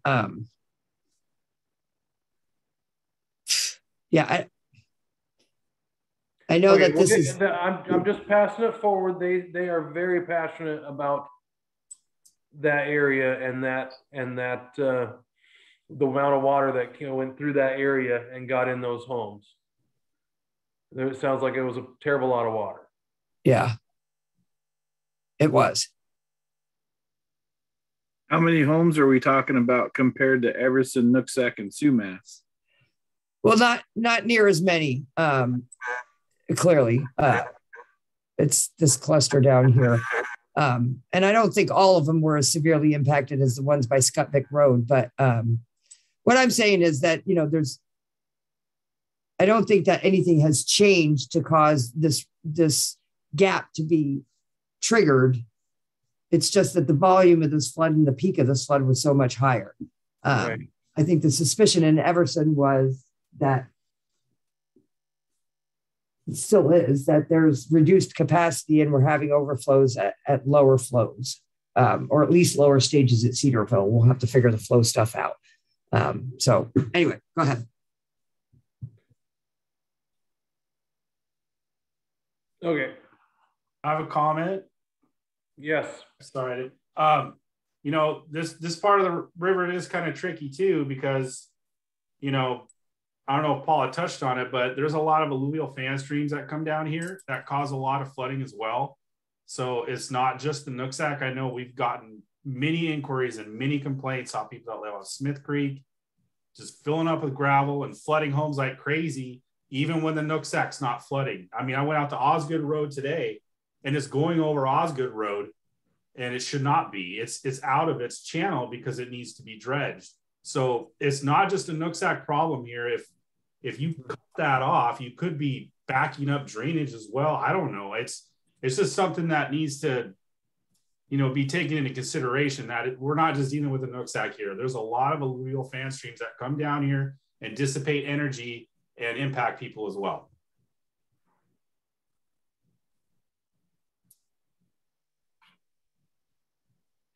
Okay, I hear what you're saying, Travis. I'm just going off of that community that says that they were impacted from that flow coming out of that stretch of the river. So we need to move forward with this, hearing what Paula and Travis have to say about it as well. I can't really put my own motion on the table. Text it to somebody. What's that? I said text it to somebody. What's your why? I think technically speaking, you can, Jeff. Can I? What rules you're following? I would like to move that county staff takes a look at what Diking District 2 is requesting as far as some support to protect those homes between Deming and Sandy Williams Levee. In what time frame and what gets bumped? That's the hard part. I know. Ron? Yeah. Okay, so I'll second that because all that gravel comes down Smith Creek and also the other creek on Old Coal Road too, filling up all the time. And on Goodwin Road too, all the creeks, they need to be dredged. Because we haven't been dredging or since, you know, we haven't been dredging, a lot of that gravel's going right into the Nooksack. So yeah, whatever it takes to second it and do something about it. By dredging everything out there, it's definitely going to help us everywhere else. So, okay. Thank you for your comment, Ron. We're on committee specific right now. I'm sorry. Okay. All right. Thanks. Okay. John. Yeah. I think that where we're at right now is that we need to be tasking Paul and River and Flood with looking at it's not just one area. We're looking at the entire river basin. And so, and getting her the staffing that she needs to address those, or the consultants to hire. So I agree with you that that's an area of concern. But if we change something in one area, we affect another area. So then when we do a study up there, we've got to look at what happens to Linden and Ferndale. And I think that's where we're at right now, is that we've got to do a comprehensive look at the river from the mouth of it up to where it starts. And I don't think we have the staffing to adequately address it at this point, or the dollars allocated to it. I know Sat Paul's talked about providing more staffing for Paula, but I think, we've tasked them with some specific requests for Everson area, but looking at very specific, issues. And I think the request should be for staffing to look at that area and in the river corridor. I mean, I just don't, I think we can, I'm just worried that if we say to give that job to them, and can they get it done in a timely fashion with what they have? Does that make sense? Yeah, absolutely, John. I hear what you're saying. I agree with you. They're not asking for the world. They're asking for some helicopter drop sandbags. I mean, I'm not serious with the helicopter, but they're asking for the same thing you got on Emerson Road. Nothing more, nothing less. That's all they're asking for. Okay. They're not asking for a whole new levee, a whole new build, a whole studied anything. They're asking for, can we get through this flood season? Gotcha. Ben? Yeah, I do think John's on the right track though, like a specific ask for funding for either more staff for Paula or consultants for Paula is probably more helpful in the long run than something, you know, just, hey, look at this area.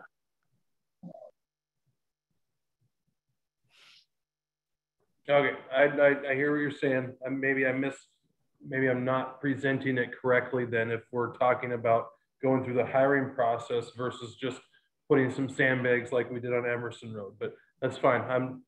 Ron, go ahead. Okay, you know, I think staff is obviously way overstretched. And certainly this area in the past, I was chairman of the committee for 18 years, and they had been very difficult to work with, including at times threatening staff. You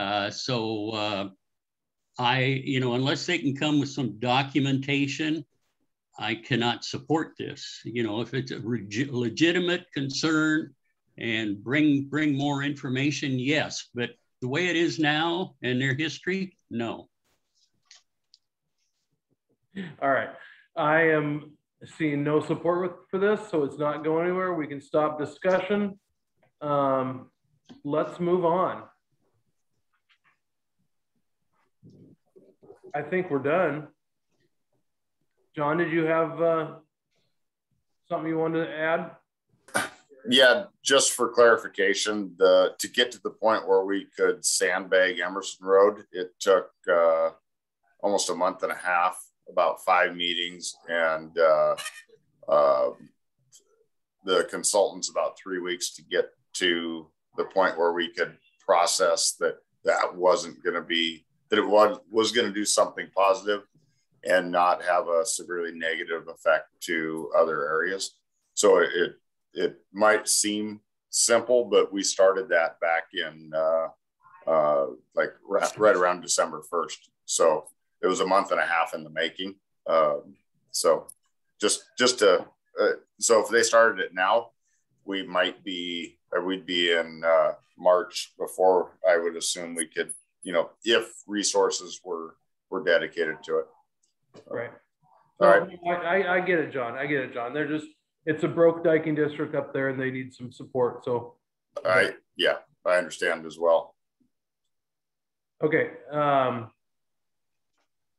looking for one more motion. I move for adjournment. Hold on, Holly snuck in first, Ron. Yeah. I second. Okay, wait, no, I do have one more comment I want to make, which is, I just want to say, Jeff, I really get like where this feels like it happens not infrequently, that, you know, you're at your meeting and then you get a contact from somebody who's really in a bad situation and you want to help them. And we should want to help people. So I would just like to say at some point, maybe we could have a conversation of how we as a committee can just like take those and have a way that we can pass them on to staff and just know that, you know, people have been hurt, or I don't know. It just feels like we need some way to address it in a systematic way. So that's my only comment. Besides that, whoever seconded us closing up, I'm there. I'm ready to call it a night. All right, is anyone opposed to adjourning this meeting? Okay. Good Meeting adjourned. job. Thank you all. Thank you all for a very Thank long you. meeting and supporting my proposal and listening for so long. You are rocking it, Paula. Thank you. Really Thanks, Holly. appreciate it. And nice chairing, Jeff. That was not easy. And yay to everybody who came and stayed so late. Holy moly. Okay. Bye. All right. Thank you, everyone. Bye.